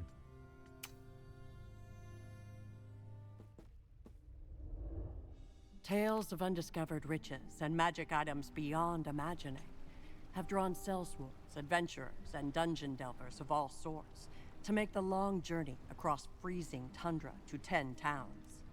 Now the treasure hunters flood into Lonelywood, a last stop before setting out for the promised riches. But you're not here for gold. A paladin named Sir Isteval has summoned you. He warns of a dark alliance rising to threaten 10 towns. He awaits you at the Ramshackle Inn. Also did not really think about my turn order, and I really wish I had. Friends. I'm grateful for your swift There's a arrival. mechanic for that we'll talk about in a minute. I called upon you because Icewind Dale stands on the brink of catastrophe.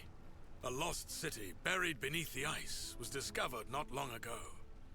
It's called Yithrin, and it was built by the Netherese, ancient wizards set to fly their cities through the sky. The promises of its riches have brought adventurers aplenty to Icewind Dale. But they're all just treasure hunters like that blasted red wizard over there. With the discovery of Yithrin, a darker force stirs. An army is gathering in the mountains. I fear they seek not just riches, but something far more dangerous. These forces gather Believe at a me, place it ain't called this clean, Frost Arlen. Keep, a fortress ruled by giants. And now I've heard reports of a frost giant encamped in the tundra nearer 10 towns. I believe the giant to be a scout. Perhaps the first of many. Please, go to the giant's camp and rid us of this threat. Faye, does that card unlock if you're playing as a paladin as your chosen character? Because I never got that card for Balthorox at all. Alright, so let's talk to some people. What do you have to say? Newcomers, welcome to Lonelywood and to 10 towns in general. My name's Nimsy Huddle, Hi, and Nimsy. I'm the speaker for Lonelywood. That means I'm in charge around here as much as anyone can be. So long as you keep the sharp things sheathed and make no nefarious use of magic, we'll get along fine. Enjoy your visit. Something else troubles her. Oh, a skill check right away. Okay. So here's one of the D&D elements. You get skill checks randomly at random points of the game.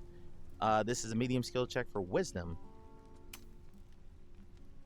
I get a +3 modifier, so whatever I roll, I will get +3 on that roll. So I have to roll at least 10 because the difficulty class is a 13. So if I roll 10, I'm good.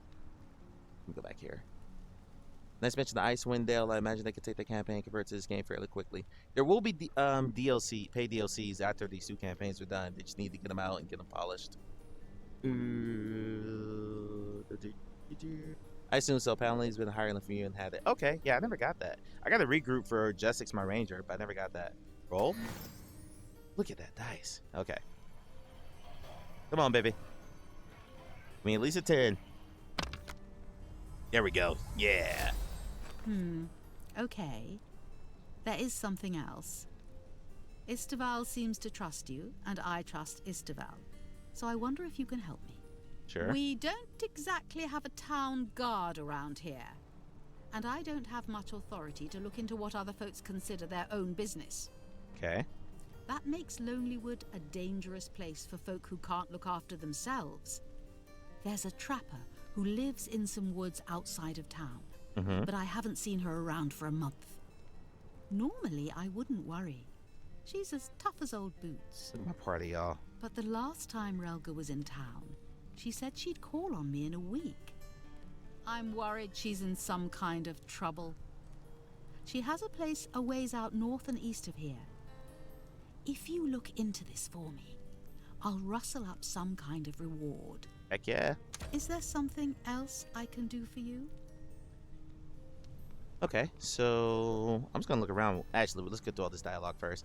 Tell us more of 10 towns. Ah, 10 towns, eh?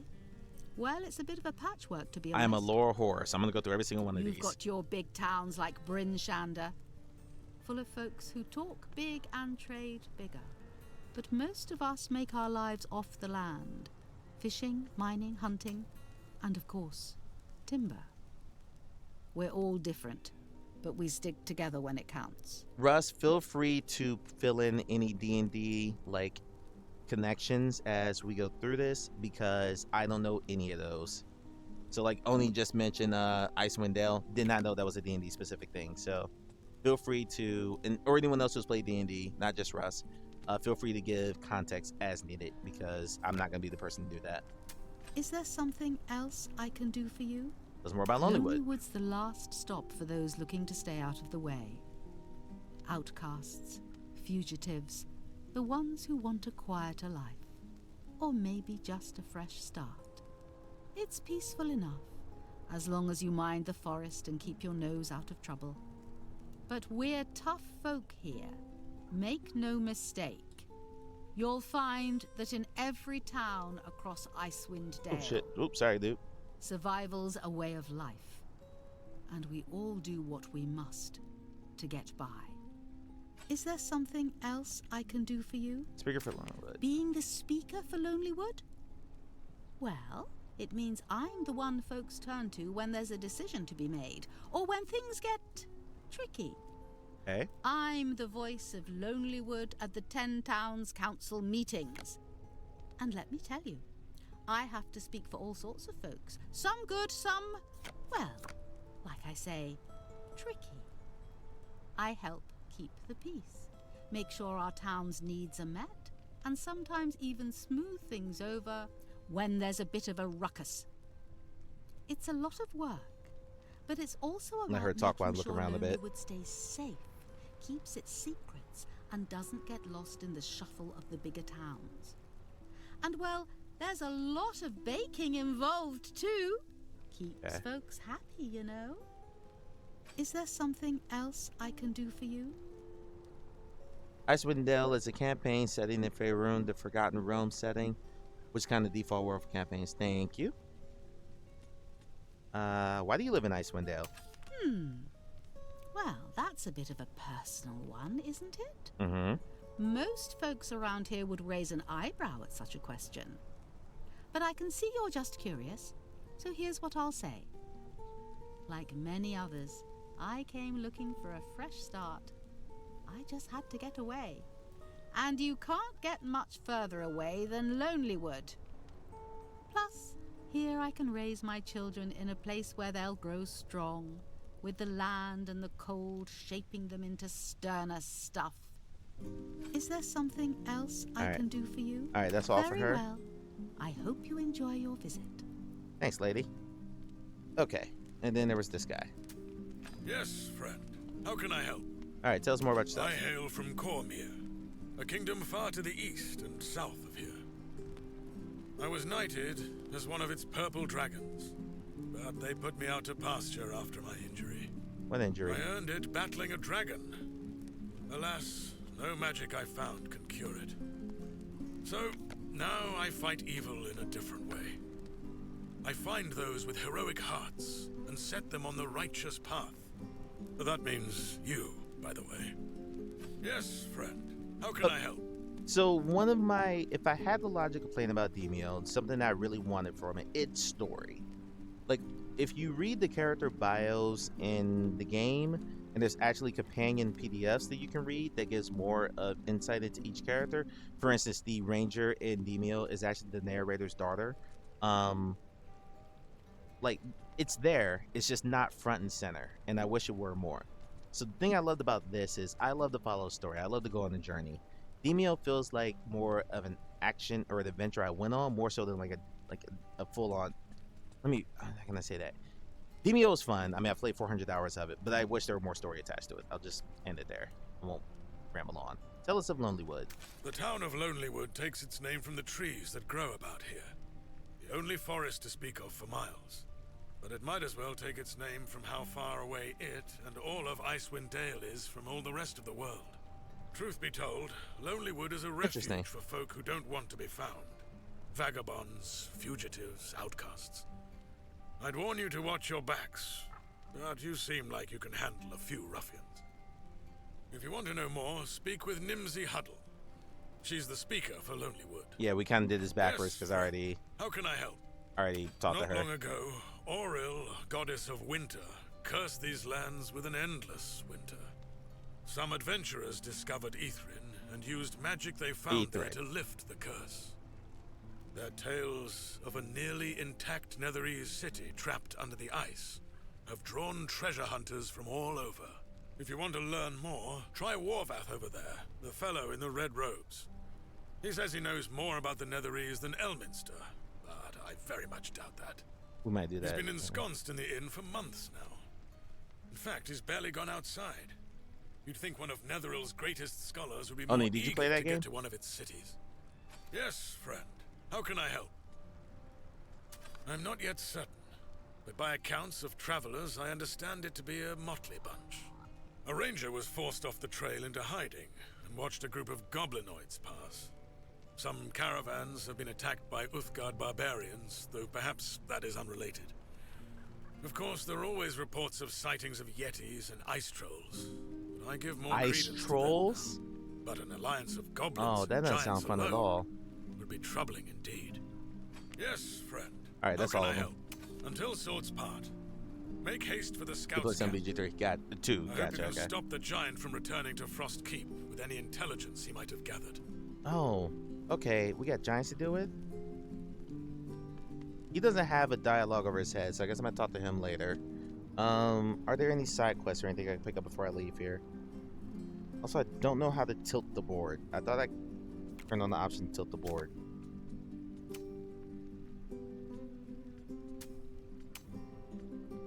Maybe that's not functioning yet.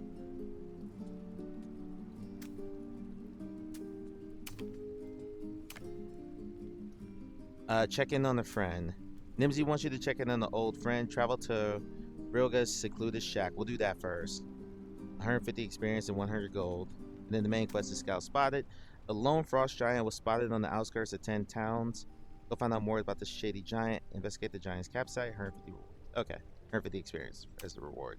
All right, we'll do the side quest first. I think that's all I can do here. So let's go. Yeah. Evil forces are gathering in the mountains for unknown reasons. Sir Istival, the Paladin, has asked you to scout outside of Lonelywood for the campgrounds of a soul giant. Alright. I was very nervous to stream this just because I know POV-wise it doesn't do well. So again, if it's not looking right, please let me know. It uses stack code. I have no idea what that is. Russ, what is that? Again, we're gonna do the side quest first.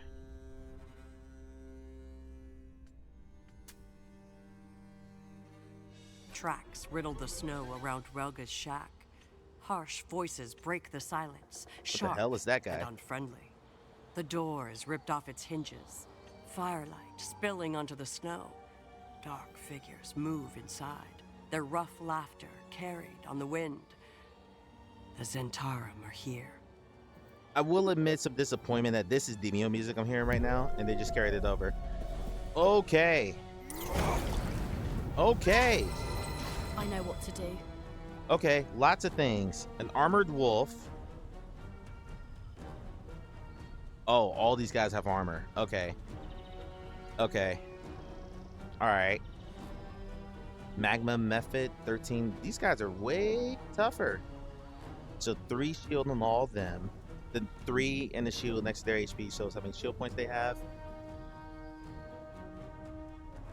There's another game plays. Okay, I just want to make sure that's a good visual experience. All right, Jessica, let's lead off here. We're gonna lead off with, we need to get some AoE. Guys are hurting them.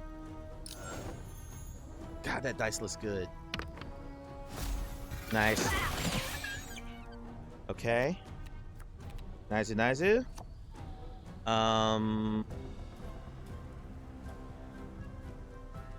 We're gonna let The Rock and Ash work on the wolf. What's your attack? Your attack is 4. The wolf's attack is 4. Their attack's 2. Alright. We'll use our Mithril Arrow. That never misses. My rolls were terrible before. Nice. Okay. Cadaver! Alright, let's see here. How much damage can we do?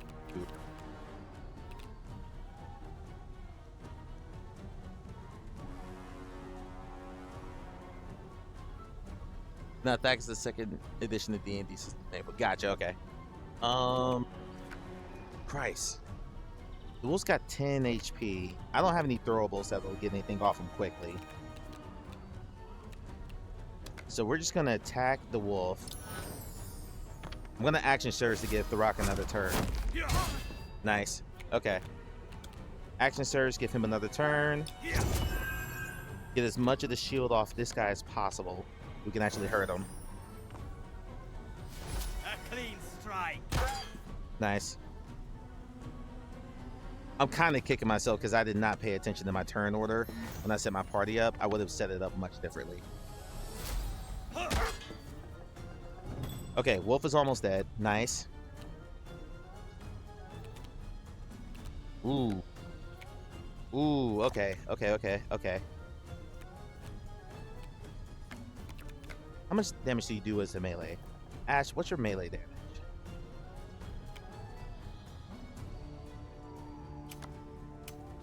I can't see Ash's melee damage. That's annoying.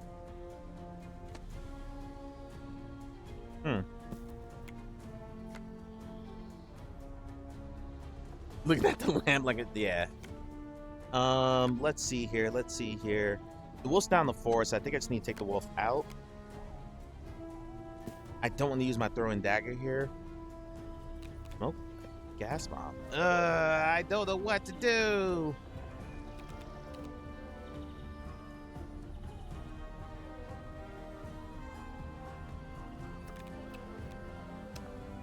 If I gas bomb, can I kill all 4 of them? I think I can.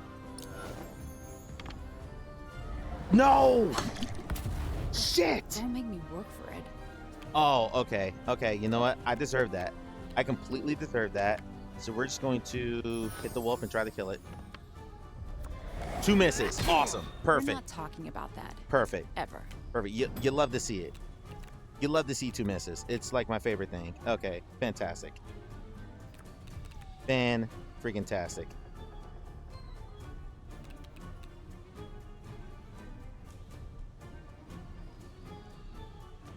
Look at the cards. Click on the character. Look at the character. Oh, that card. Okay, there we go.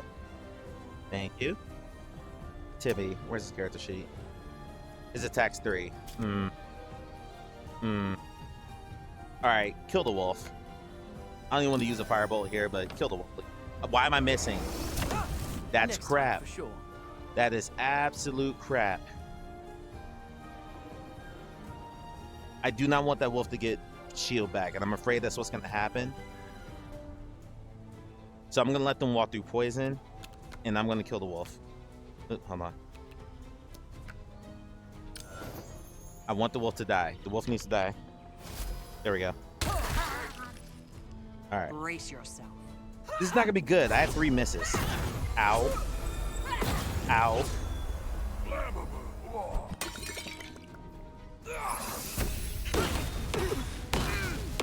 All right, Justice is down. To self, better armor. Ash is down. This is not starting well. Ash not okay. Ash is already down. That's fantastic. Okay, that's fantastic. Just great. I'm so happy right now. Okay, we're starting off well. They're already burning.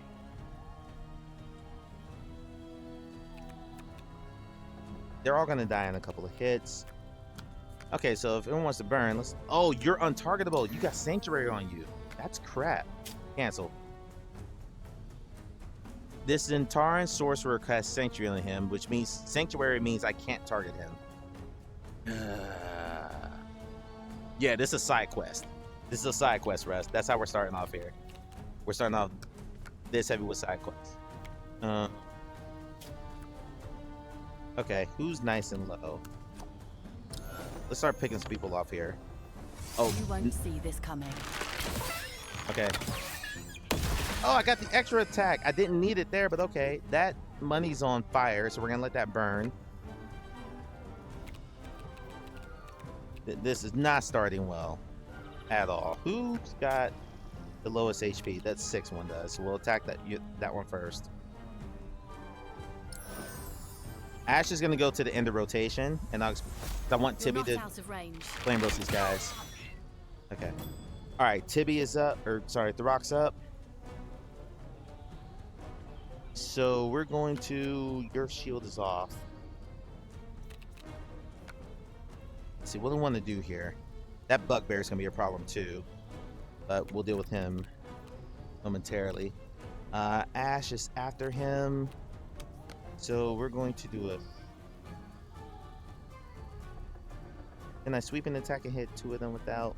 I can't. Okay, he started on fire, so we'll hit all 3 of them, and then get. Oh, he countered. Shit. Okay. We'll pull the rock here. Get him out of the. Okay, Ash. We're gonna move to the end of the rotation. We're gonna delay turn here.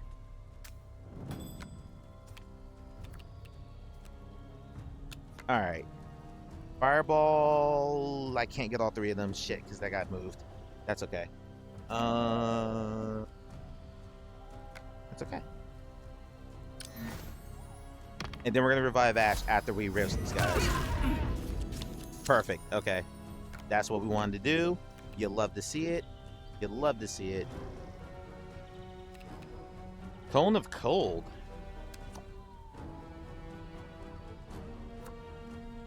I'm burning all my AoEs, but there's a lot of enemies on the screen. Alright, that's perfect. Why is everything on fire? Because the sorcerer here threw a oil lamp on us and then roasted us and lit us on fire. Okay, so Ash, come over here. Ash, we're gonna leave you down. Move here. Enemies out of the way. That's okay. Try harder.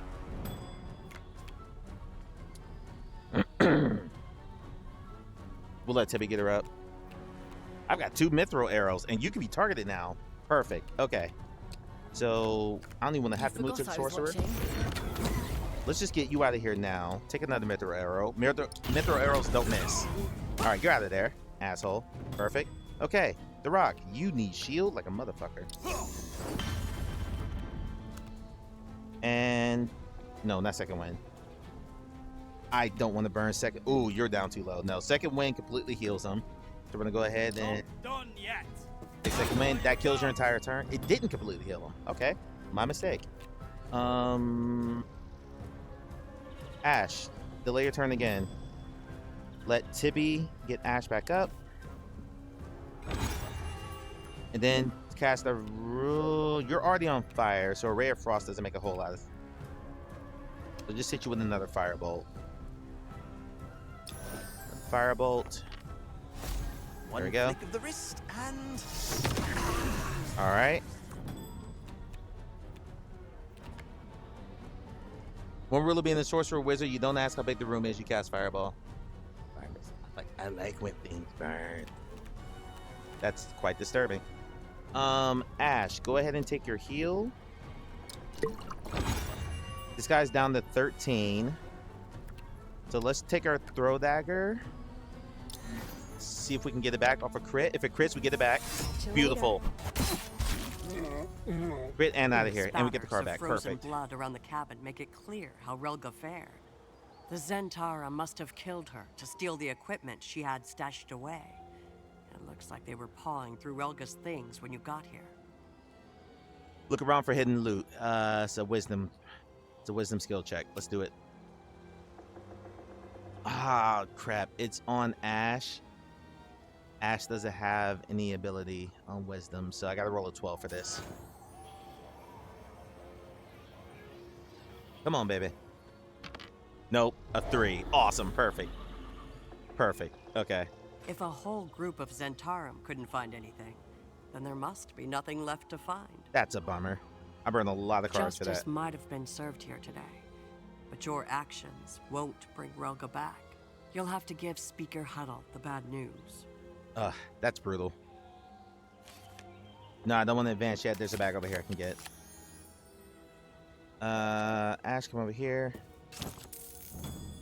50 gold and a card. Lovely. I don't think there's anything else I missed because I killed everything outside. There's nothing inside there. I think we're done.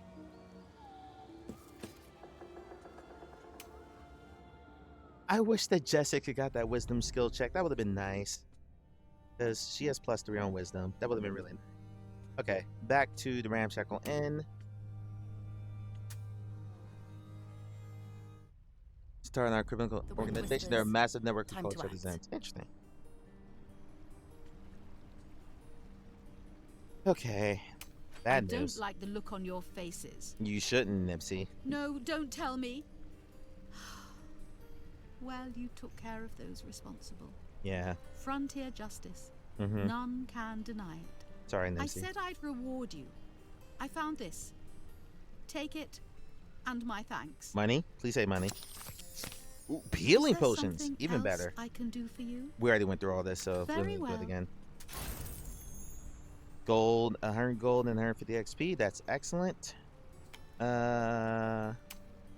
Jessix has a skill point available now, but I need 3 to get her last one in wisdom. So I need to get 2 more skill points there. So can't buy that yet. I don't think anyone else here has a side quest. You'll know there's a side quest if there's a yellow exclamation point hovering over their head. So it looks like we're done here. Just double checking to make sure I'm right. Looks like I'm correct. So, alright, let's leave. And then we go into the main story. The Giants campsite. Do I get... I don't get a shop yet. That sucks. Okay, I was hoping I get Cleto's Bazaar. Love this. I love this. This whole... Let me zoom out so y'all can see this. Love this whole thing. I love that there's an Aurora Borealis. I think that's an Aurora Borealis above. It's lovely. Alright. Spine of the World. Interesting. Okay. Alright, giant campsite. A lone frost giant made camp here. Investigate the giant's campsite. I probably should have healed my party before we started this. Do a quick check here. Oh, never mind. They all healed automatically between. I keep forgetting that. In my mind, in the campaign, I gotta heal them afterwards. The camp sprawls across the tundra, each object massive, each detail oversized. There is no sign of the frost giant, but the land remembers his passing. Perhaps there's some clue in the camp that might reveal the frost giant's plans. I feel like this is gonna be a skill check. You survey the campground. Okay, do I take the tent when...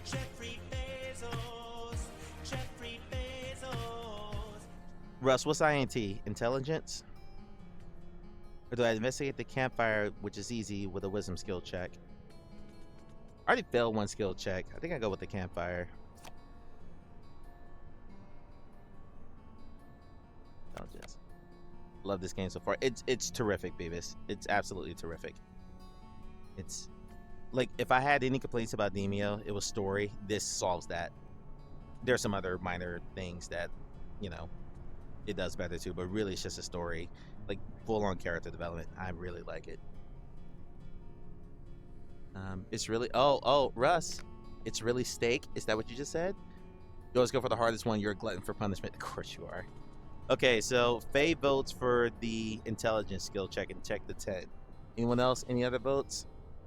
Campfire or tent? Tent is a more difficult one of the two. My hard out time is 10:30 tonight. I have a review I have to finish writing. Well, once. Why are you trying to stab me? What'd I do? I was asking which one you want me to go for. You're trying to stab me. Hard out.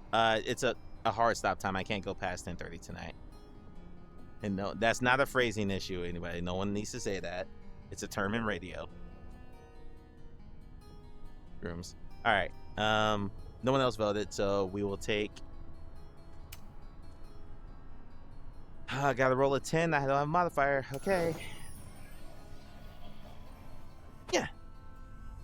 Oh, drink water, drink From the water, look, drink the water, Frost bitch. Giant has not been here long. I have no idea what I just rolled. Either that, or they spent little time inside this tent, which would make sense, as a Frost Giant would have little need of such a structure for warmth. You cease your investigations, as you are alerted to the sounds of beasts drawing near. Hard this and haul that and well done. Okay, look. Get your minds out the gutter, okay? This is a family-friendly stream. By the way, thank you for the... Oh my god, okay. Thank you for the hydrate. So Winter Wolf, if they're anything like the wolves in the first campaign, the Winter Wolf over here, the big guy group, will spawn new ones if I don't kill him first. So we're gonna work on that. We're gonna start with the mentor arrow. We're just gonna go for the sure shots. Boom, there we go. Beautiful. You got 28 health too.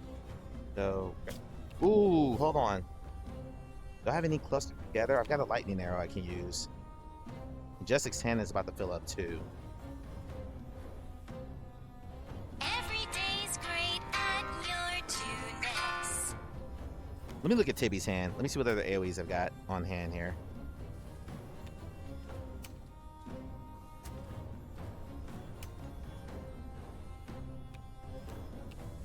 Tibby will get all of his cards back when it starts. Okay, so Tibby's got some AoEs. So we're going to... You read showered. Okay. I showered two of my cousins that are both Lord of the Rings and Zelda fans. Battlemarked on Thursday. They're both impressed.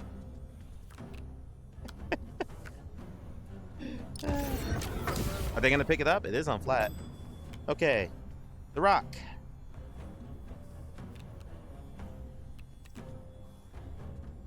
Where do we want to start? I wonder the difference between the young Winter Wolf. You have 3 attack, 8 range. God, all the range is nuts. And the regular wolf. Unless, I wonder if the young Winter Wolf grows up to be a Winter Wolf and can summon more, so probably need to focus on them too. In which case, we'll go ahead and... let's Battle Cry to give them... No, that's Action Surge. What am I doing? Battle Cry? Give them all some more attack power? I should have actually delayed Jessic's to give her the boost before she attacked. I'm still getting used to the delay attack card. I'm still getting used to that. Okay, Throck, come over here and let's... You got lots of shield. You can survive some attacks. Nice. Shit. Okay. All right. What do we want our rogue to do? We want our rogue to do something. You have a poison barrel, which isn't gonna help a whole lot.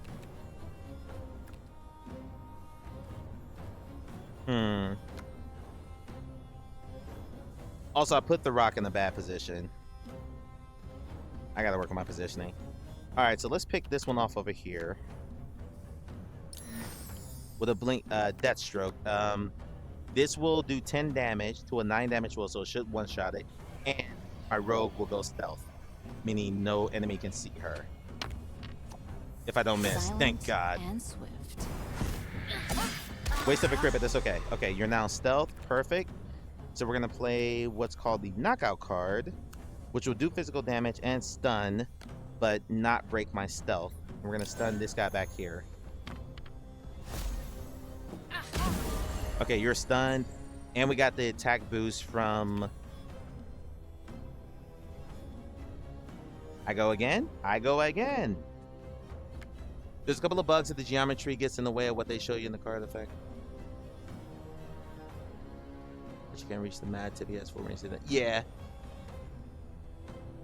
Future, don't encourage this chicanery.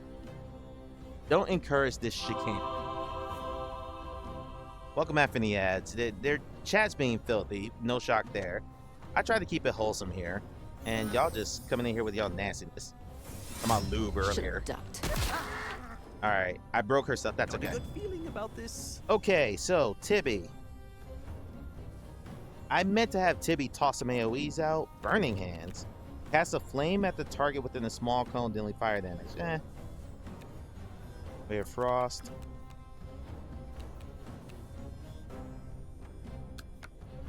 Yeah, I kind of screwed this up. I'm not going to burn my cards up on this. So... yeah, you're immune to cold, so we're going to light you on fire.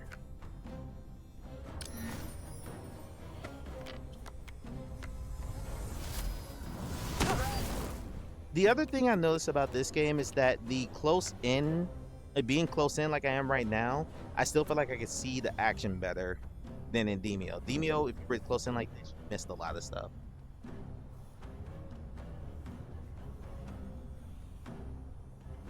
And they'll delete. Okay, don't delete messages. Didn't mean join in. It's all good. So as long as you guys are having fun, I'm good. Okay, I'm gonna tank the hit from the wolf and just do a melee. So I got the card here. Wolf will die from the flames. Okay. Nice. And we got cards. Perfect. Here they come. Here they come. This is gonna hurt. Wow, you killed your own boy. Oh. Stay up! And here come more. Here come more. Okay. Takes 100% extra cold damage and 1 less move range. Okay, so you're gonna have to heal. You're gonna have to heal. I can't fire a lightning arrow because that'll stun you. We need to get the Winter Wolf out of here with the swiftness. So, wait, hold on. You have a weakness? It just shows immunity. Deals +3 damage when allied wolves are nearby. Okay, so pack mentality. There's a lot of extra damage being dealt here. So let's get rid of Big Boy. With an acid arrow. Get an AoE going, or an stats effect going on you. +7, nice, perfect.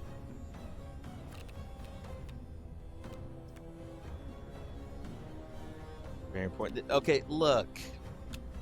I'm not saying I don't agree. I'm saying it's not a conversation I care to have. Damn it, I was hoping for a crit. All right, you're out of there. Oh, and you burned the other one. Nice. Okay, perfect, perfect, perfect. All right, let's see. We need to second win. Back in the fight. We need to action surge. Replenish armor. Action surge give me an extra turn for those who don't know. And then we're going to sweep and attack and hit all 3 of these guys. If I don't miss. And a crit too, let's go. Get the F out of here. 3 in a boom. Boom. Crowd control at its finest. What the hell? Whoa. We're surrounded. Oh, that was the game blacking out. Okay, we're surrounded. By the ice in my veins and the strength of my soul, Harshnag. none shall harm guests in my camp. Oh, he's sticking up for us. Let's go. No, you're fine. You're fine. The Future. chaos of battle fades into silence. No You worries. face an unlikely ally. Oh there, know that I, Harshnag, would call you friend. No shenanigans. and Relax, we're remind being him of wholesome. my allies. A mighty wizard, Elminster be his name, learned of strange doings in the north, and whirled me here by Bullshit. Bullshit. How dare you? How dare you? And no, we don't time out for silly stuff like that. We time out for legitimate reasons. On our hashtag.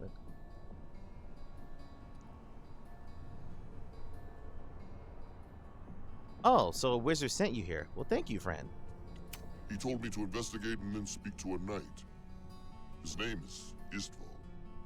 I wish to go to 10 towns and report what I have learned, but I fear one of my stature would not be welcome. You owe me no debt, for I have no doubt your might surpassed that of those that fled. Nevertheless, I must ask of you, please escort me to Istval so that I might fulfill my oath to Elminster. Do we trust this guy? I say this with no foreknowledge of this campaign whatsoever. Am I going to lead this giant guy back to our knight? I'll say Battlemarked character's not that sexy. Oh my lord. Clay, go put your son to sleep. So, hey, old school. Thank you, old school. Bringing some wholesomeness to the channel. Unlike these heathens. What would you like to know? Tell us more about yourself. I was born of frost and stone, son of the spine of the world. In youth, I walked among my kin, but turned Also, bag of from money I their gotta grab path when there. I saw their cruelty. My wandering led me to the great city of Waterdeep, and there I found welcome. When the time of troubles tore open the heavens, I watched gods battle above its streets. I like his And voice when the is spell low. plague woke that city's walking statues, I helped drive them back before they shattered all its splendors. When the doom of Imrith, the death that slumbers, loomed over the Sword Coast, I stood among those who sought her ruin. I do not relay these tales to boast, only to say... You really need to talk about getting phrasing back in the rotation? What would you like to know? What? I didn't say anything.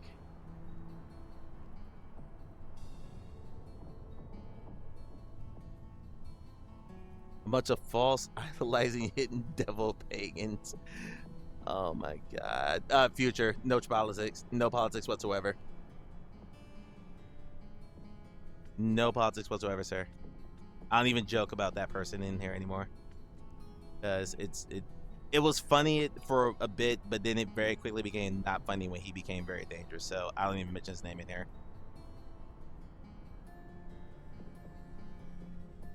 I was wondering if we were still doing. He is old. Older than I can reckon. Older than most kingdoms. He's a wizard, but that word feels small for what he is. He speaks with gods, meddles in empires, and laughs like a man with nothing to fear. Elminster feels things moving before the rest of us see them stir. He sent me here, so it means trouble walks close behind, or ahead. Hard to say with that one. What would you like to know? That told me nothing about Elminster at all. You spoke in platitudes. You didn't really give any concrete information.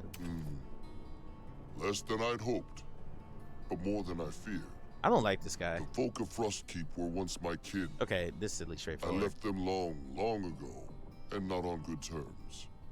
So I sought out their young, spoke plainly, listened well. For a while, I learned. But one among them carried word of me to their Jarl, Ungarth. Lo, must the clan have fallen to call a craven rat like Ungarth their Jarl. Yes, I know Ungarth, and he remembered me. And so they came for me, not with words, but with blades. There were many, too many to stand and teach. So all right, I left darling. them their fury Have a good night, bud. me what I could. What I now know, I'll give to Istval.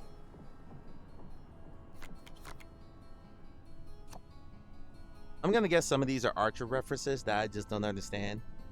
Because I feel like there's a tangent happening right now. Tell me Ungarth and his army. Ungarth is no Jarl worth the name. He rules through fear, not strength. But he's gathered many, too many. For those who have never... Young warriors hungry for battle, and old ones bitter with pride. For those who have never seen me play an RPG, I listen to every single bit of dialogue. So, just giving you a heads up. This is going to be a long campaign. My first run of the first campaign took me 9 hours. And I was told there were people who finished it in 4. And not just giants. Kobolds. Kobolds! Goblinkin, I recognize that even name. the Raven Riders called the Uthgard. Jarl Ungarth is no leader, no strategist. He has not the drive nor the will to bind such forces together. And the Uthgard barbarians have been foes of giants since the world was wet behind the ears. I feel like we're gonna fight these barbarians. Something draws them together as allies to Frost Keep, but I had not enough time to learn what it was. What would you like to know? So you're not a spy? A spy? Me? Be the worst spy ever. And for I like his laugh. I could no more work for him than I could hide. Nah, I've not behind watched him. Archer, bud. That weakling couldn't earn my trust if he had 100 years. And I've been an enemy to him for more than a century. I came here to warn you, not to betray you. Rest assured, I'm no spy. I'm with you, Oni. If you'll have me, I'll stand beside you, not against you. This is where, like, what would you like to know? This is where in the JRPG, this guy would actually join the party and I could mix him in and out. So I'm kind of bummed I can't do that, but that's okay. Here's something about chat here. No, I've still not watched Archer yet because there's, you know, life be happening. I did finish recently Star Trek Picard, and the third season of that show is some of the best television I've seen in decades. But it was tapping nostalgia, and, you know, I'm a sucker for nostalgia. Beavis, I love the dialogue. I actually went off a bit on Discord when someone was complaining about people that hold up games because they want to hear and or read the dialogue. I did agree with them adding some sort of tag to a game that the host could add saying they skipped the dialogue. Okay. I'm with Tony. He does protest a little bit too much. I'm a little worried there. But yeah, for me, if I'm playing an RPG, I care about the dialogue, I care about the story. So anyone who ever plays this game with me, even though I've already completed the campaign, like if I were to do the first campaign with anyone in chat right now, I would still listen to every single bit of dialogue.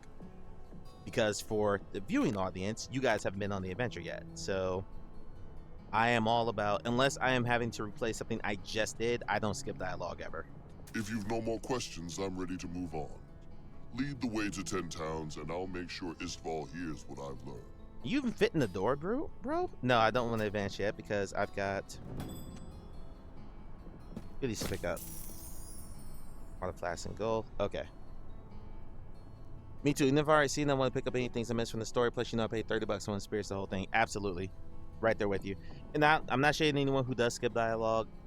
There was someone in GT's Discord who said he beat Batman in like 5 hours because he just kept skipping the dialogue and wanted to get back to the action.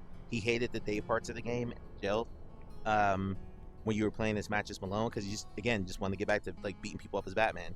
And no shade on that. I don't.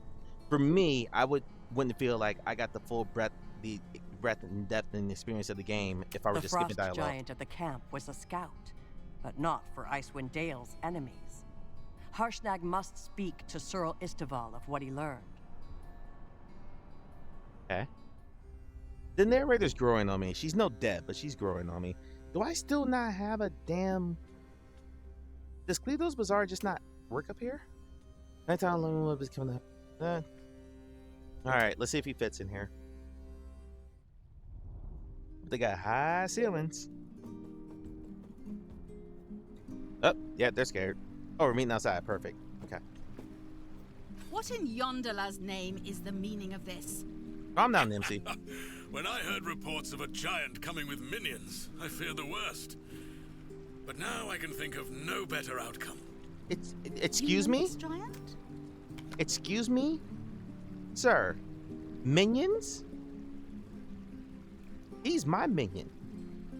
How dare you? We are acquainted of old. Istval, my friend. Agreed, Oni. We have much to discuss.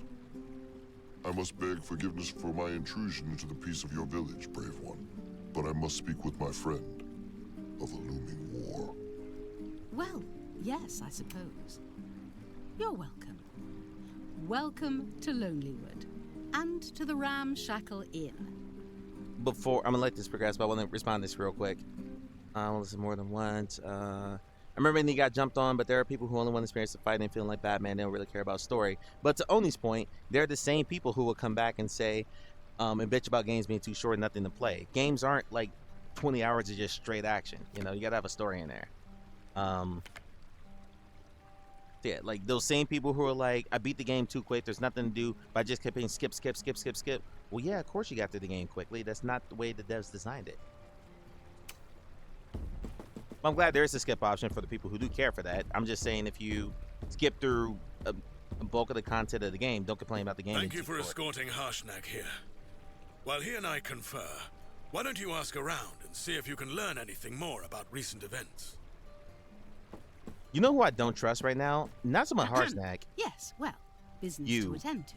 I don't trust you, Nimsy.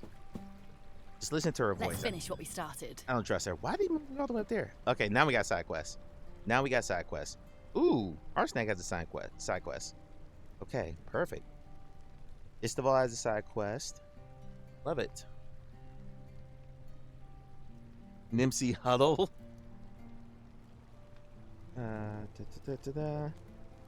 Now, if I play through the game like several times, then maybe I'm inclined to skip some of the non. We were just talking about you. Sir Istval believes your aid is vital in this time of danger. I agree. Okay. This is what we know. Mm-hmm. The enemy gathers at Frost Keep. Goblinoids, kobolds, and Uthgard barbarians of the Black Raven tribe. Kobolds. They come in great numbers, fiercer than most, bound by a force I cannot name. This alliance is unnatural, reeking of magic, or worse. Kobolds and goblins serving giants, I can believe. But the Uthgard, they hate goblins, hate kobolds, and hate giants most of all. But if some power can twist the Uthgard, that corruption could spread far wider. I do not like the shape of it. Not at all. Nor I. We must learn what binds them. There are 3 locations that must be investigated. Okay. The Uthgard Black Raven tribe rides giant ravens. Hard to catch, but you might find them at their ancestor mound, Raven Rock. Okay. The goblinoids came from a fortress in the mountains called Karkolok. And lastly, from what Harshnag described, it seems the kobolds come from the Selgrin tribe. They've come a long way from the Ice Lakes region, south of the spine of the world. I leave the choice of which to investigate first up to you. Return to me when you know more. And good luck. Okay, so let me get this straight. I just recruited this gigantic troll guy, but he's not coming with me? Like, you just scared off like 50 wolves that were about to like make me, you know, a late night snack. But you're gonna hang out at the inn while your quote minions, according to Nimsy, gotta go out and do all the work? Bro, man, what we doing here?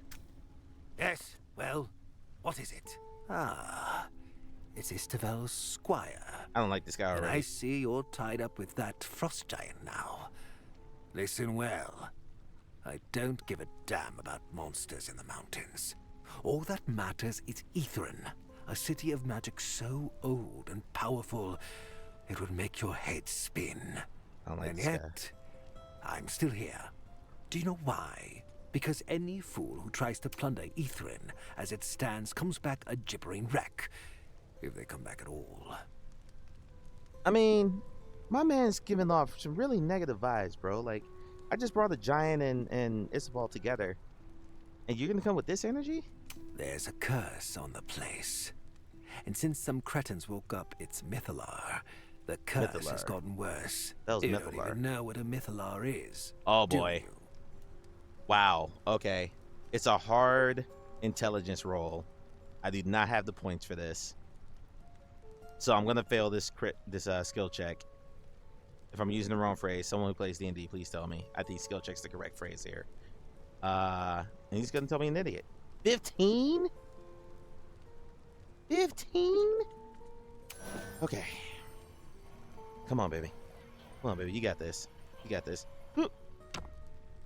Oh, yes! So you have a thimble's worth of sense. Fuck you, dude. Maybe you'll live a week longer than the others.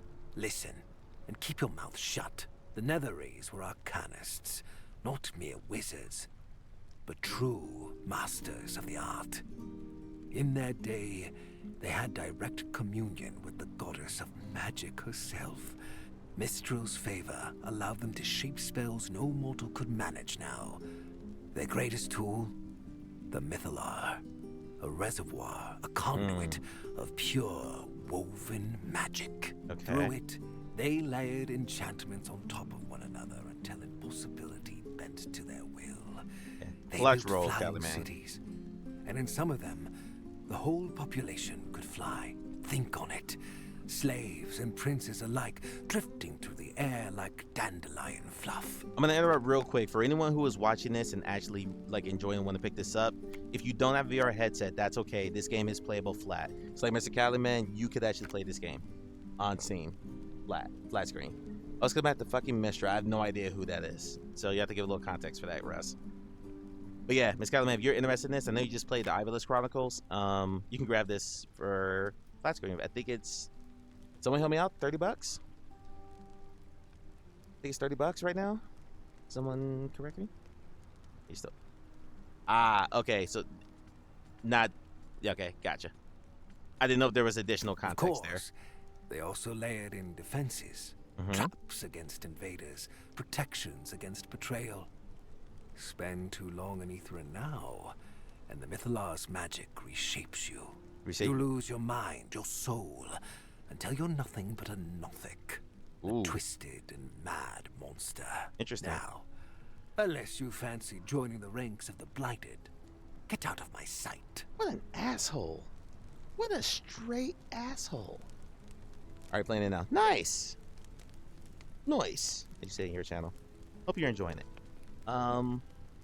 What a complete Warvath Black Flame. I hope you're evil so I can kick your ass later in this campaign. You complete straight dick. You're giving Snape energy right now in the first Harry Potter movie. Right. If you have questions, ask them now. Alright. I do not hide it. I would march to Frostkeep, strike down any who stand in our way, and tear the Jarl from his throne. Why don't you do that? Few against many. Dangerous, but not impossible. I do not yet know the path that would lead to victory, but I would find the way. If you have questions, ask them now. Here's Skippy-Doo dialogue. Come on, man. You're an RPG player. You're an RPG player. Oh, wait. I'm sorry. Are you one of the people who reads it before they speak it? Which is fine, but some people read longer or faster than the character can speak, and they just read it and keep moving. I know little of those goblins. When they built Karkolok, I know that they were led by a brute named Garush. That was many winters ago. I doubt Garush still lives. But their fortress yet stands atop an icy crag in the foothills west of the spine of the world. If you have questions, ask them now. Because I think when you play a fantasy game, maybe this is just my growing up playing JRPG thing and like mindset. There's so many names and concepts and mechanics and stuff that get thrown out there that aren't like natural because they're not real world elements, they're fantasy elements. So I feel like it lands better for me if the character says it versus if I just read it. That makes sense. Maybe I'm just an audio learner. Maybe that's it. What do you know of the I know little of those goblins. If you have questions, I have not seen the Selgren lands in over 100 years. Some say they're kobolds serve white dragons. But I cannot say if this is true. I get that, Russ. When I scouted Frostkeep, I saw no sign of dragons among their gathered forces. Okay. Still, the ice lakes are treacherous enough even without dragons. So why aren't you coming? If you have questions, ask them now. All right, Uthgard, that's the last one. Raiders. Cowards, most of them. They ride great birds, swooping down to steal and take captives. They guard their ancestor mound fiercely, like wolves with a den, but kill their birds, and they fall. Skill in one skill Bird point. bones are most fragile. If you have questions, all right, that's it. Then waste no more time. The longer you wait, the stronger the enemy becomes. Okay, so talking to each of them just gave me more information about the 3 main quest areas. I thought they were side quests because of the exclamation point, but I was wrong about that. Yeah, I remember with the kobolds. I remember you were very excited, Russ, when you heard the phrase kobold. Oni says, geez, Mike, maybe buy him dinner first. Okay. Nah, Oni, I like to skip right to the end there. To join Frostkeep. Well, I gotta pay. Drawn from the frozen edges of the spine of the world. Get down to business. You must investigate the origin of each of these factions. Each destination promises peril and harsh trials in the unforgiving cold. The path ahead is yours to choose. Where will you journey first? Yeah, I don't have the advantage of the D&D knowledge, so definitely I need to absorb as much of this as possible for the story to really go well for me. Okay, how we doing on time? 9 to the 4. I've got an hour, so I can probably get through. If these are the dungeons, the 3-level dungeons, I'm not gonna get through a whole one in an hour. At least I doubt. Ice Lakes, Arthurlock. Okay, so it's not. I have a choice of which one I go to first. So I don't know if one's harder or easier than the other. I don't want to deal with ravens right now. Don't spoil that, Russ. Don't spoil. I appreciate what you're trying to do, but don't spoil that, please. So I was leaning Ice Lakes.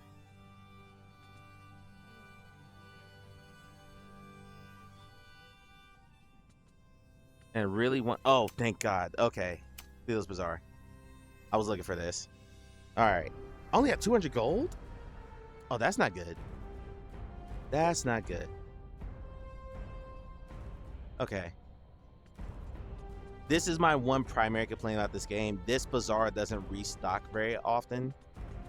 Like when I did the first campaign, I think only got the potion restocked one time in the 8 or 9 hours it took me to finish it.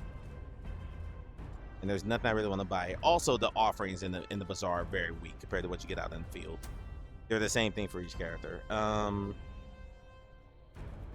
Rock has... Actually, let's give the Rock an oil flask. Because then Tibby can light on fire. We can do a little combo chain action there. I like that. Your hand's pretty full, Ash. We're not going to touch that. Tibby's hand, relatively full. Alright. I was thinking Ice Lakes, but we'll go Karkalok. This Goblin Fortress in the spine of the world seems to be the source of the forces at Frost Keep. Alright, let's do it. I don't know if these are the 3 Frozen forces. footprints marked the trail to the Goblin Keep. Okay. Suggesting much of their force has moved away from Karkalok. As you approach the fortress walls, you see no guards, only a few puffs of breath above the battlements. Are the guards hiding? Halt! Not a step farther, or we Lick. will fill you with arrows. Uh-huh. Fill you with arrows. You're not in charge here. But, yeah. Halt! Oh, they're idiots. Perfect. Face the might of the goblins of Karkalok. Mm-hmm. How dare! The chill. What? We're the chill now. Oh, right. You face the might of the chill. How dare you trespass in our territory? Okay. That's a lot of skill check options here. Okay. We can try to charm him by lying to him or telling him we're here to help. We could take the easy route with wisdom and say he's hiding something. We could brag about our combat prowess with strength. Or we can use intelligence to ask about the lack of guards. So we'll take the easy one. I feel... I hit that 15 earlier. I feel like I got a pretty good roll there. I forgot scenes kobolds go back and forth to being dogs or lizards, dragons. Yeah. I'll take y'all's word for it. I'm gonna take the easy one. I don't need a 7. Watch me fail this roll. You perceive there that we go. the Goblin leader isn't as happy about the Alliance as he pretends. You point this out. What nonsense! The chill is mighty. I lead us with absolute confidence. Yeah, I can hear it in your I'm not voice. pretending anything. I'm a very strong goblin leader. Uh-huh. Surely you must recognize my very goblin leadership skills? Sure. Despite his bravado, you sense the Goblin leader's resolve faltering. You want to get a look inside, and so you suggest they open the gates to parley. You have nothing to offer us, and we're too mighty for you to dare an assault. You may leave us, but not before I come down and see the fear in your eyes. You don't want to do this, Yarbnock. Yes, I, Yarbnock. You don't want to do Great this. chieftain of Karkalok. I mean, great sub-chief of the Chill. Will see you off myself. Don't do this. You're actually kind of funny. I don't want to fight you. I'm not a goblin. I'm a gnome. What was that, boss? We couldn't hear you. I said I'm not a goblin to be trifled with. What does trifled mean? Triple field? Now that the Goblin has come closer, you detect a slight blur about his face Triple and hands. field? Perhaps an illusion spell hides his true features. Oh, and God. Yarbnock is a gnome, after all. If so, it seems he wants to continue the ruse. You decide to play along. What's he playing at? Let's keep the wisdom going.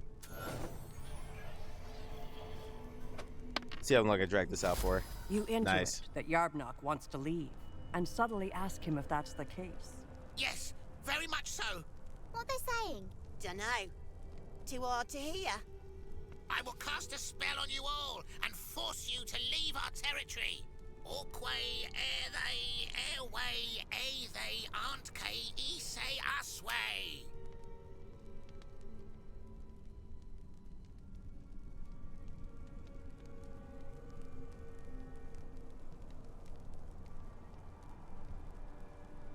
It's been a while since I did Pig Latin. Walk there where they can't see us? Yeah, it's Pig Latin. I'm trying to translate it. Walkway is walk. Ere they. Walk there where they can't see us. Yeah. Walk there where they can't see us. Okay.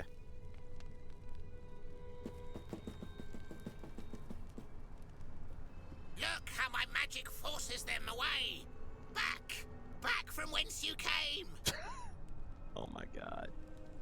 I forgot to turn it off. Hang on. Let me explain. Am I choking him or something? Okay, don't kill me. I'm not a goblin. I mean, it's a pretty bad mask. Not a real one, anyway. I used illusions as a disguise to pretend to be one. I am Spellix Romwad. I was called Yarbnock. That's when I was pretending to be a goblin. It's a long story. Here's the short version. I got lost in the mountains and had to pretend to be a goblin so they would take me in. Eventually, they made me their leader.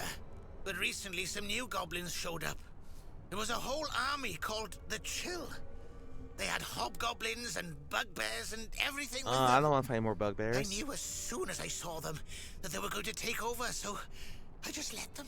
But a lot of the tribe fled instead. I should have left with them. The Chill took everyone else with them and left me in charge of a few goblins to guard the fort. Okay. I never wanted to live here. I just got trapped in the role of a leader. Take me to 10 towns, please. I'll give you all I have if you do.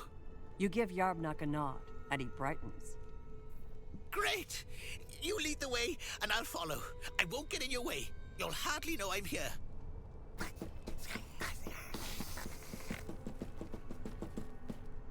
Hey, where are you guys going? Don't do this. I don't want to fight you. Y'all are funny. So I guess the boss has finally decided to leave. He was a good leader. We'll miss him, yeah? Even if he was a gnome. What are you looking at me like that for? Of course I knew. His disguise was good for a while, but you can't hide gnome stink forever. Plus, he was always bringing out golden nuggets. Dead giveaway. Anyway, let him know we wish him the best. Huh. Ew? Yeah, the old boss, he left me in charge. He No. did? No one tells me anything. These guys So are great. anyway, since you're helping the old boss, you seem like a helpful sort. Maybe you could help us The out with a side couple quest from problems. this? We'll reward you for your time. We will? With what? Some of the bits and bobs lying around Cockalock. Don't worry about it. Whatever you say, boss. What do you say? What do you need help with? Yeah, so we have a mimic problem. Oh no. Well, one of them got into a storage area pretending to be a barrel or box or something. It ate all the food. And then it attacked one of us. The old boss, Shamnock, sent in a few search parties, but each time they came out with one less goblin. So he locked it up and wrote it off. But I have the key. I'd appreciate it if you took a look and sorted it out. I hate mimics. Okay, sure.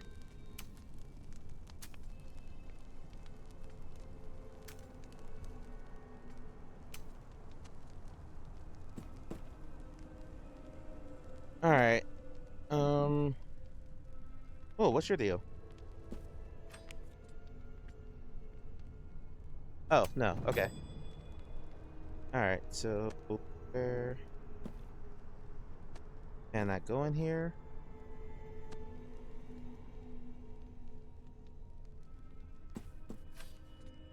Okay, I guess I am ready to advance. The leader of the goblins at Karkalok was a gnome named Spellix.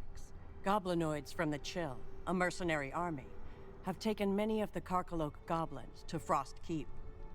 Sir Isteval needs to know, and Spellix wants to get back to civilization. Okay. So, not really a story thing, or any kind of... There's the goblin storage. Okay, that's where the mimic is. Okay, so let's check our quest log here. Mimic troubles. Grebe and Blake have sent you to find the mimic hiding in their storage room. Go to the goblin storage area and kill the mimic hiding there. Okay, let's do it.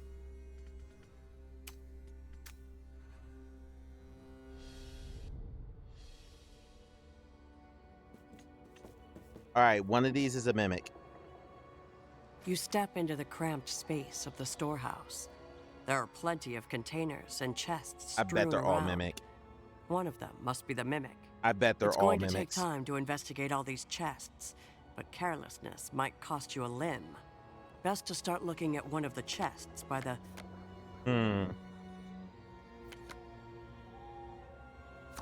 Let's go on the landing, because that one's isolated.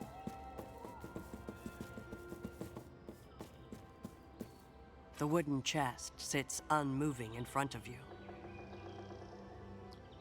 How to spot a mimic? Sure. Let's take the wisdom roll. Gotta roll a 9. No! A crit If you've got fail? enough water, you could plunge a chest in and see if the mimic drowns. The wooden chest sits unmoving in front of you. Wow. Wow, okay. We'll try the intelligence roll. I need an 18 for this. I'm not gonna get it. I rolled a crit 1. You lean in to try to spot any irregularities on the surface of the chest. As you take a knee, Yep, the it's a mimic. chest springs open, and a row of teeth are quick to greet your face. Okay, so I'm gonna take damage here. Yep, thought so. It wasn't the only mimic, and it seems they're all hungry. I knew it. Yep, I knew it. There's only one good chest in here. Okay.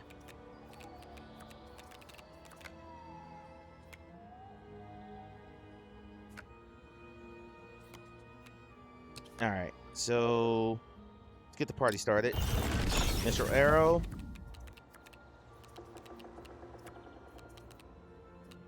Mithril arrow skill. I keep saying Mistral.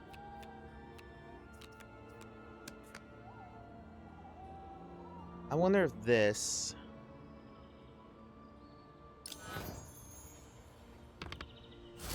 The wild strikes true. Shoot this mount. Nice. Hit 3 of them at once. Perfect. Oh, Deva!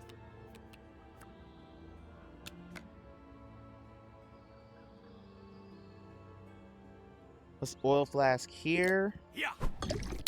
That doesn't cost anything.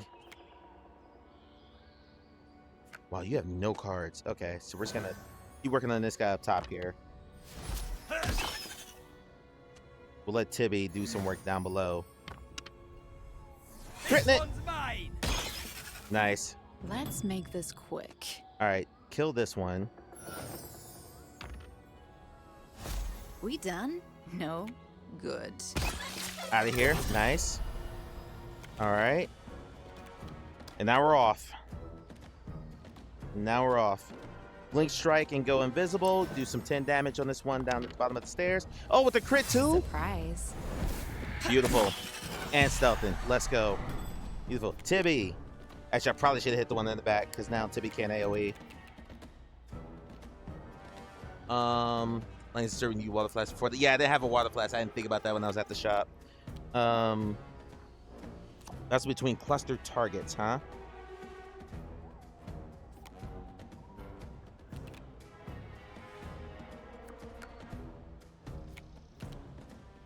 Well, let's hit you with a firebolt because I got all this oil here.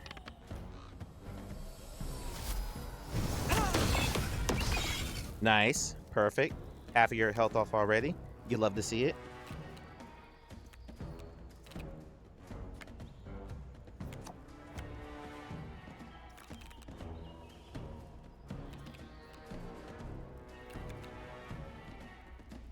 Toss a chain lightning towards the back here. See if we can stun these two up front. Zappy zap zap. Nice. Enemy's turn. All right. Your block. Flame, flame. Perfect. Okay. All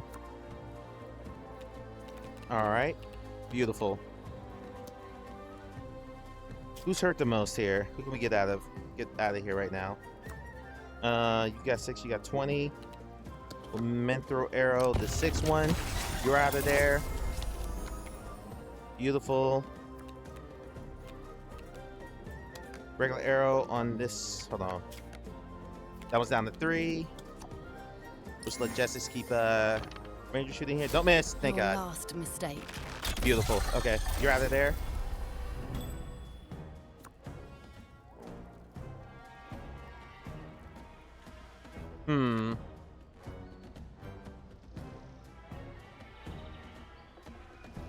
Michael will test me trying to make shit like this work in Demeo. Yeah, it took a long time to tell Demeo to get Russ to realize that Demeo it wasn't quite that effective in Demeo like she was hoping.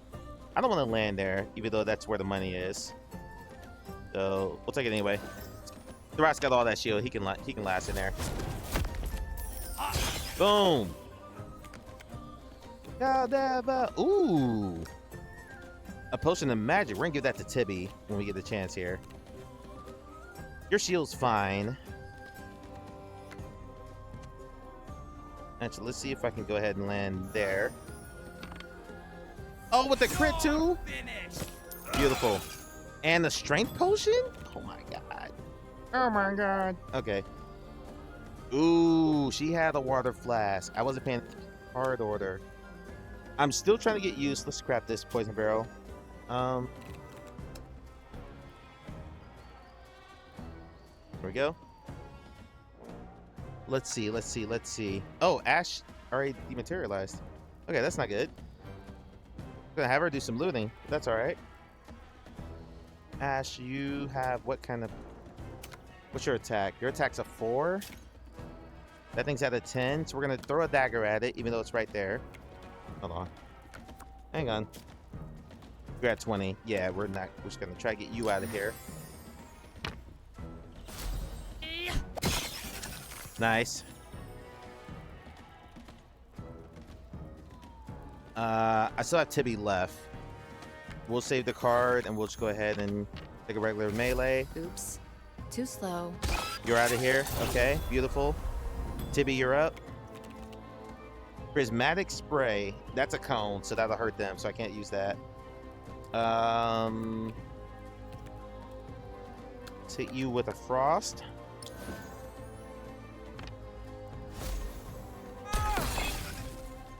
Even though you're already burning.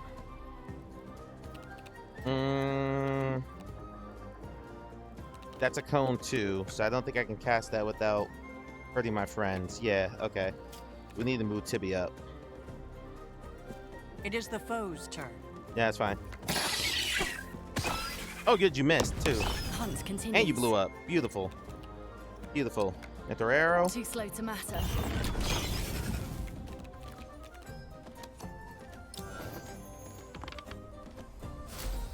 And out of here. Beautiful. You successfully cleared the storehouse of mimics, you think. At least, that's what you'll tell the goblins at Karkalak. Nope, don't want to advance. There's a lot of loot in here. Lots of loot. Hands are almost full too, so let's do a card check.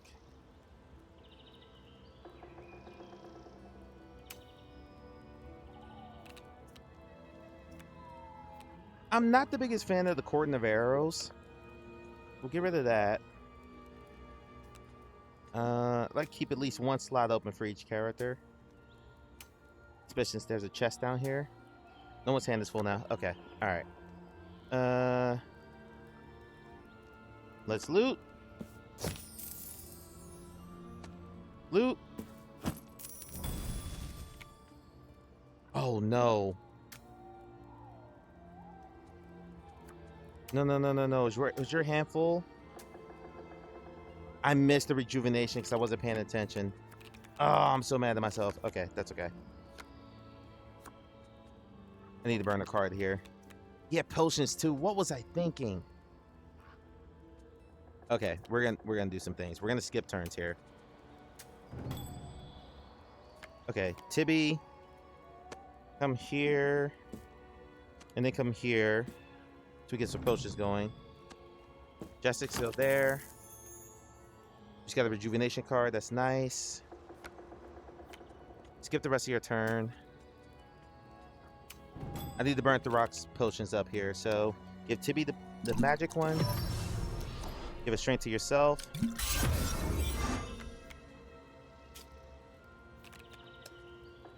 Okay, so you can only give one strength potion to each character. Okay. I really kind of want Jessix to have one, but that's okay. We'll give it to you.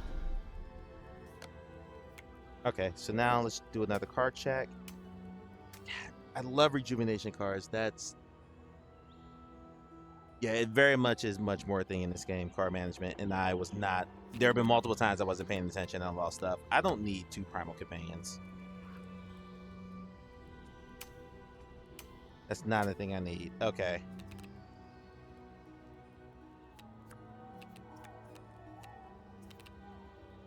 I don't really think you need a Firebolt or a Fire Shield, but we'll see what this chest gives. Yeah, I don't like any of that.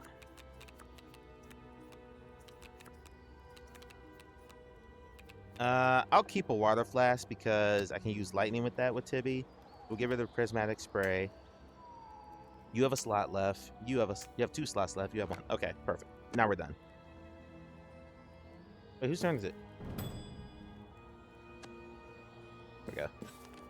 All right, now we can advance. Are we doing on time? 9:45? Okay. All right. Let's go back to the inn. Report to Istaval. I love this game. I really do. Like, this game got me to uninstall Demeo. Demeo's been installed on my PC for like 3 years. Because I played this so much. And I'm like, nah, I'm good. I will play something else. This. Thank you for the rescue, friends. You're welcome. Here's that reward, as promised. Oh, it's God. all I could carry out of Karkalok without Glick and Grebe getting suspicious. Never mind. I clear cards. Oh, we're good. What's with the damn barrels? Okay, your hand's full now. So what do we want to dump? Vanish or water flask. You don't have a lightning arrow, so I guess I'll sacrifice the water flask. Your hand's full. Uncanny dodge. I hardly ever use that. I know Russ probably groaned when I did that, but I don't really use the rogue enough to justify keeping that card. So, you brought a giant with you. Yeah, I did. Not the tact I choose to plunder Ithrin, but still, the idea has its merits. I don't know if Ithrin's curse affects his kind. I bet that vartlet Warvath could tell you. Not that he would. Well, best of luck to you. And your giant. Thanks.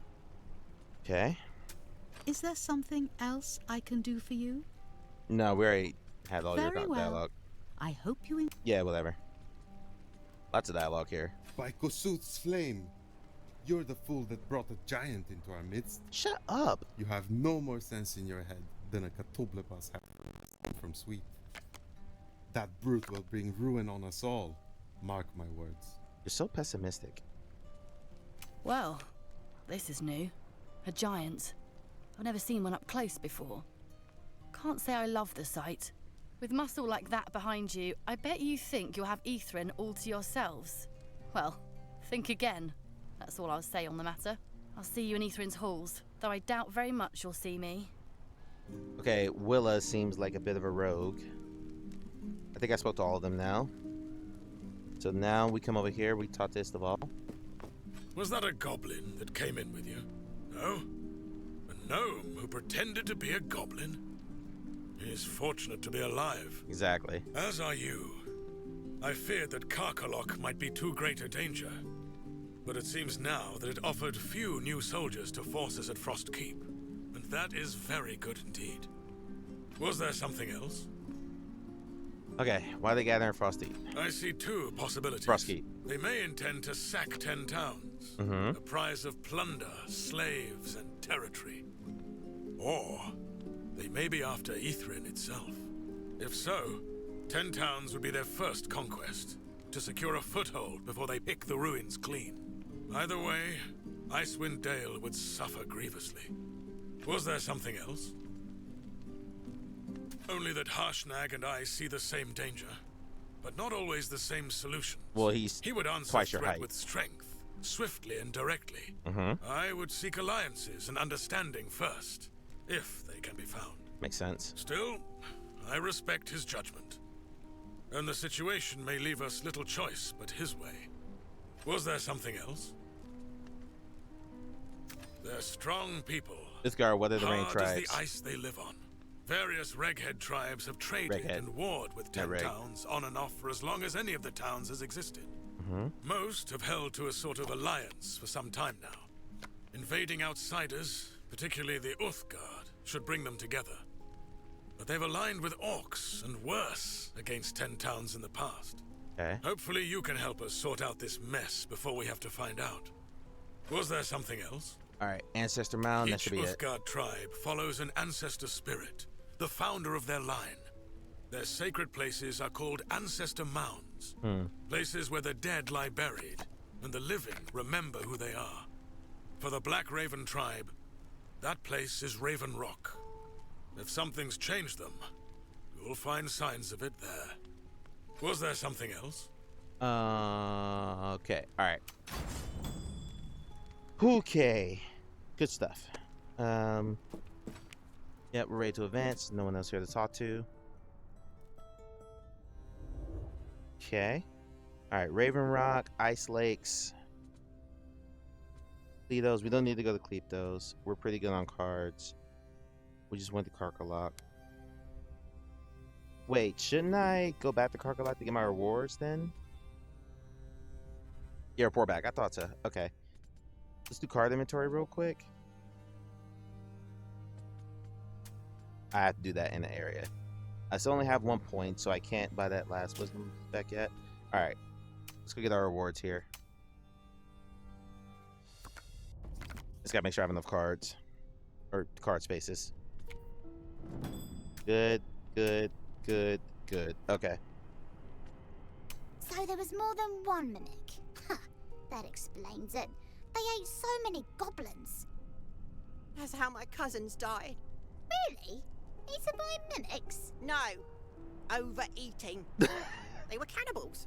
Click. I love these guys. You know what? Never mind. Anyway, here's your reward. Hey, you've been a big help. To do me one more favour? Sure. Don't tell the other goblins you meet that you helped us out. Yeah. And if you do tell them, kill them afterwards. What? No. Well, actually, that's probably a good idea. Okay, well, this was neat, but I have to go be the boss now, so bye.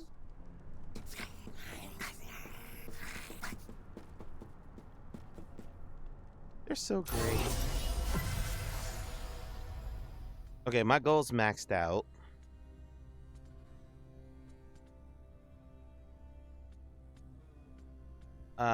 We can go back to the end for just 1 second. I just got a speed card that I can apply real quick.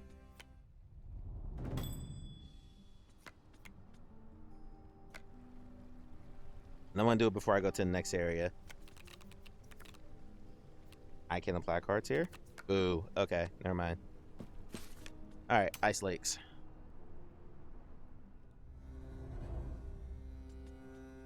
Don't think we're gonna get all the way through this because it's coming up on 10 o'clock now. We'll just see what this is. We'll take a look. Should probably get started next week. Got ads in 2 minutes. I'm just gonna see what this is about. Probably gonna call it. The trails of the frozen moorland of the Ice Lakes region have converged here. The Okay. prints in the ice and snow leave no doubt. You've discovered the lair of the Selgrin kobolds. Okay, this is an actual dungeon because I see points of interest here, so I'm not gonna start this. because if I start this, I'm gonna be here too late. So I'm gonna want to finish it. So let's apply that, and then we're gonna go ahead and end it here. Treat the map.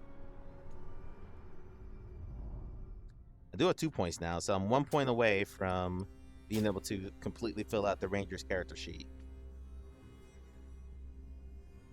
I'm at to the end, second alarm rest basically heals you. Okay. Yeah, I was just going back to, I wanted to apply that card, but I couldn't do it there. So I did what I wanted to do. We're all good. That's Battlemarked, people. It's equal parts story and action. I can't explain what they did differently here, but something about the camera and the positioning just works so much better than. Maybe it's because it's more of an open space. Demeo had a lot of walls you get occluded by that made viewing stuff a little tough, but yeah. Having the keyboard in your bag don't do shit if you don't have. Oh no, Oni! No. Alright. So if you want to pick this game up on Quest, please use my code LiveOpen. You'll get 20% off for it.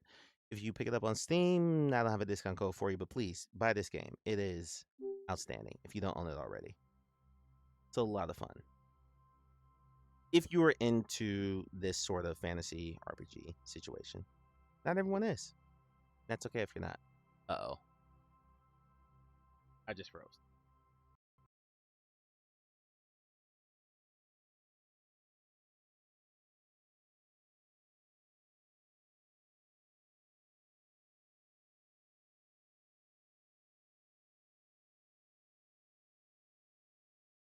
Okay. Whew.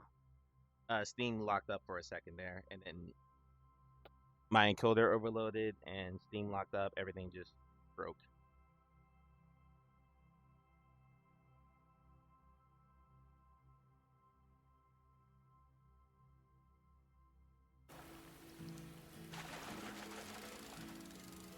Get it kind of close to the red, but not really.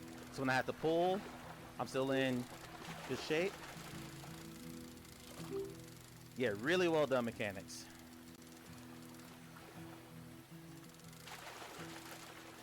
Got him.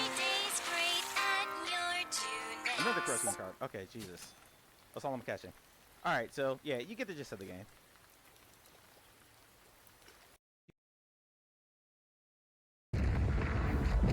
Okay.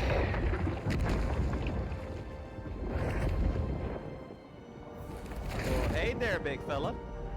A fitting end for his kind. Get your popcorn, everybody. Me by, say, putting that out into the world. On some level, I would have to accept that that is my fault. And then I would have to deal with the embarrassment. As long as my mama don't see it, I'm okay. I don't give a shit if anyone here saw it. I don't give a shit if anyone here saw me having sex in public or anything like that. If my mama sees that, then I'm done. Then I'm done. I will hire a hitman. I will hire an assassin to keep that video from getting to my mama.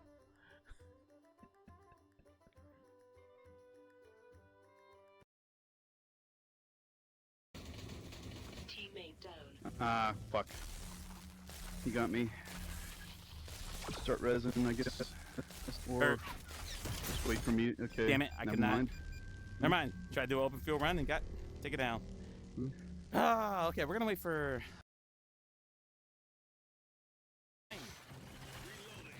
Oh, gotcha. Okay. Somebody clip that. No one clipped that. I was talking about zombies coming behind me. All right, just make sure that everybody refreshed. Just give me a heads up if you were able to refresh and everything's Gucci now. Somebody give me a Gucci email. Other than Faye, I know Faye's good. But like Beavis or Oni, let me know if you guys are good. Yeah, Russ is back. Future.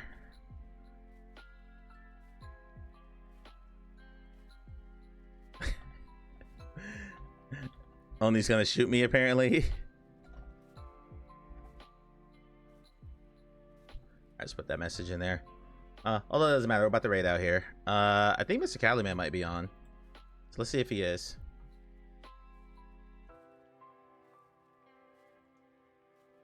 I believe he normally streams Sunday nights. Let's see who's on the Twitchiverse to come hang out with. He's not.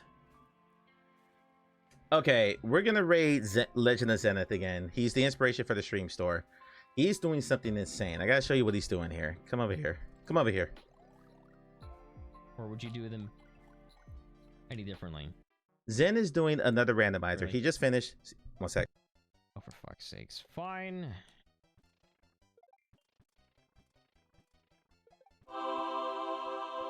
Another random? Turn well, on. we do have some TTS very yet. interesting ones coming up. Hello? Though Sweet is not sub, so he can't use it. Hang on. Okay. TTS should be on now. I needed 7. Sorry about that. I had a nasty sneeze and I had to not let y'all see that.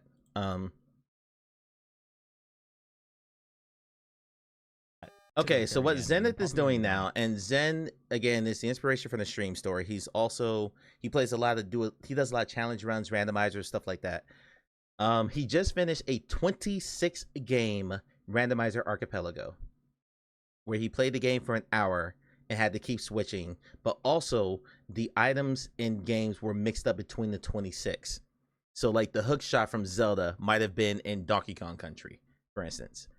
He finished that finally. It took him several months to finish all 26 games. So now he's doing a 6-game platformer shuffle, because you can't see the title of the stream here. But basically the game switches every 10 to 90 seconds on a randomized timer. So right now he's playing Ghosts and Goblins. And at some point while I'm saying this, it's going to switch to another game. And there's nothing I could do anyway. It's nonsense. God, it's whether so you're stuck in mid, if he's jumping somewhere in midair, the game might switch at that point, and then he comes back to that original game, he dies. It's so bizarre. Like right now he's in Donkey Kong Country. That was awful. It's weird. So I just want to show you guys this because this is kind of crazy stuff that I'll never do. Oh my god. I thought about like a roulette randomizer where I play a game and change once every hour, but it'd be like games I've already played before. I don't think I have the patience to do that. Because I have to switch games so quickly. And for me, switching games is a little tough. Anyway, so we're going to go here because I need you guys to see this madness. Right, it's crazy. Whoa. Also, he's a good dude. He's just a really good guy. Copy the raid message that is appropriate to you. The first is for subs. The second is for non-subs. All right, thank you. Yeah, I have no desire to watch Hunt Together. I was going to raid Farmer. No, not here. I was going to raid Farmer, but I thought Hunt Together was a terrible game. So I don't particularly want to see that. We'll be back on Tuesday with more Deadpool VR and finally getting to the demos that I owe Russ and Mia.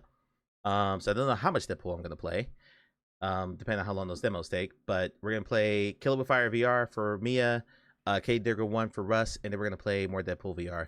That's playing on Tuesday. And we'll, Thursday I'm going to play by ear. I'm definitely going to stream, but I may do a long stream if I've recovered from this cold in time. If I've recovered, we'll do a nice long beefy stream because there is a new walkabout mini golf course that comes out on Thursday, and I would like to play it the day of Alice in Wonderland. Russ already bought walkabout mini golf from the store, so she's already agreed for that to be her run. So I'd love to do that. But I also would like to continue playing Into Black, and I would like to also play Escape from Hadrian's Wall. So I got too many games on the go right now that I want to get to. I'm glad I got some Battlemarked in today. I need to get some Glassbreakers back on the stream soon too. But and I just did the math. That's like 6 games in the next 2 days. That's kind of nuts, but we're gonna make it happen. So Thursday, if it goes long, we'll start around 3 o'clock. I'll play Escape from Hadrian's Wall until 6 o'clock. When I sit down, I eat dinner and we do bingo, and then we'll hop in and play Walkabout Mini Golf. And then if we finish Walkabout early enough, if it's like before 9 o'clock and Faye's still down, we'll do some more Into Black. That is the plan for Thursday. Tuesday will be those 2 demos and Deadpool. So busy week, but trying to get through some games, trying to roll credits. Also, there's an announcement that I'm going to make, but I cannot make it until I think Friday. I'm pretty sure. I gotta look at the calendar. Yeah, the announcement will be on Friday. So I'll see if I can clear embargo to announce it before then. Some of you already know because I trust my friends. But yeah, there's something coming up I'm pretty excited about that I can finally talk about publicly. Walkabout before, after Into Black. Walkabout would be before Into Black. It would go Hadrian's Wall, Bingo, Walkabout, Into Black in that order. I don't really like doing Walkabout late.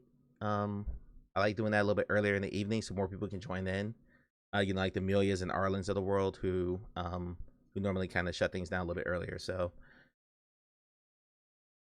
yeah. All right. Let's go raise Zenith. Appreciate everybody coming out. Thank you for the vibes. Again, Critique Miss starts tomorrow, so please get yourself on the board. Get your name on the board. Go ahead and post a review tomorrow. Get a screenshot and post in Discord. I have a screenshot software for my PC called Greenshot. It is very, very easy to use. If you're looking for something you don't like the Windows snipping tool, check that out. It's very, very easy to use. Greenshot, and it's free, and there's no it's not freemium. It's actually free, and it's really good software. So, with that said, I'm gonna stop rambling. Let's set up this raid here.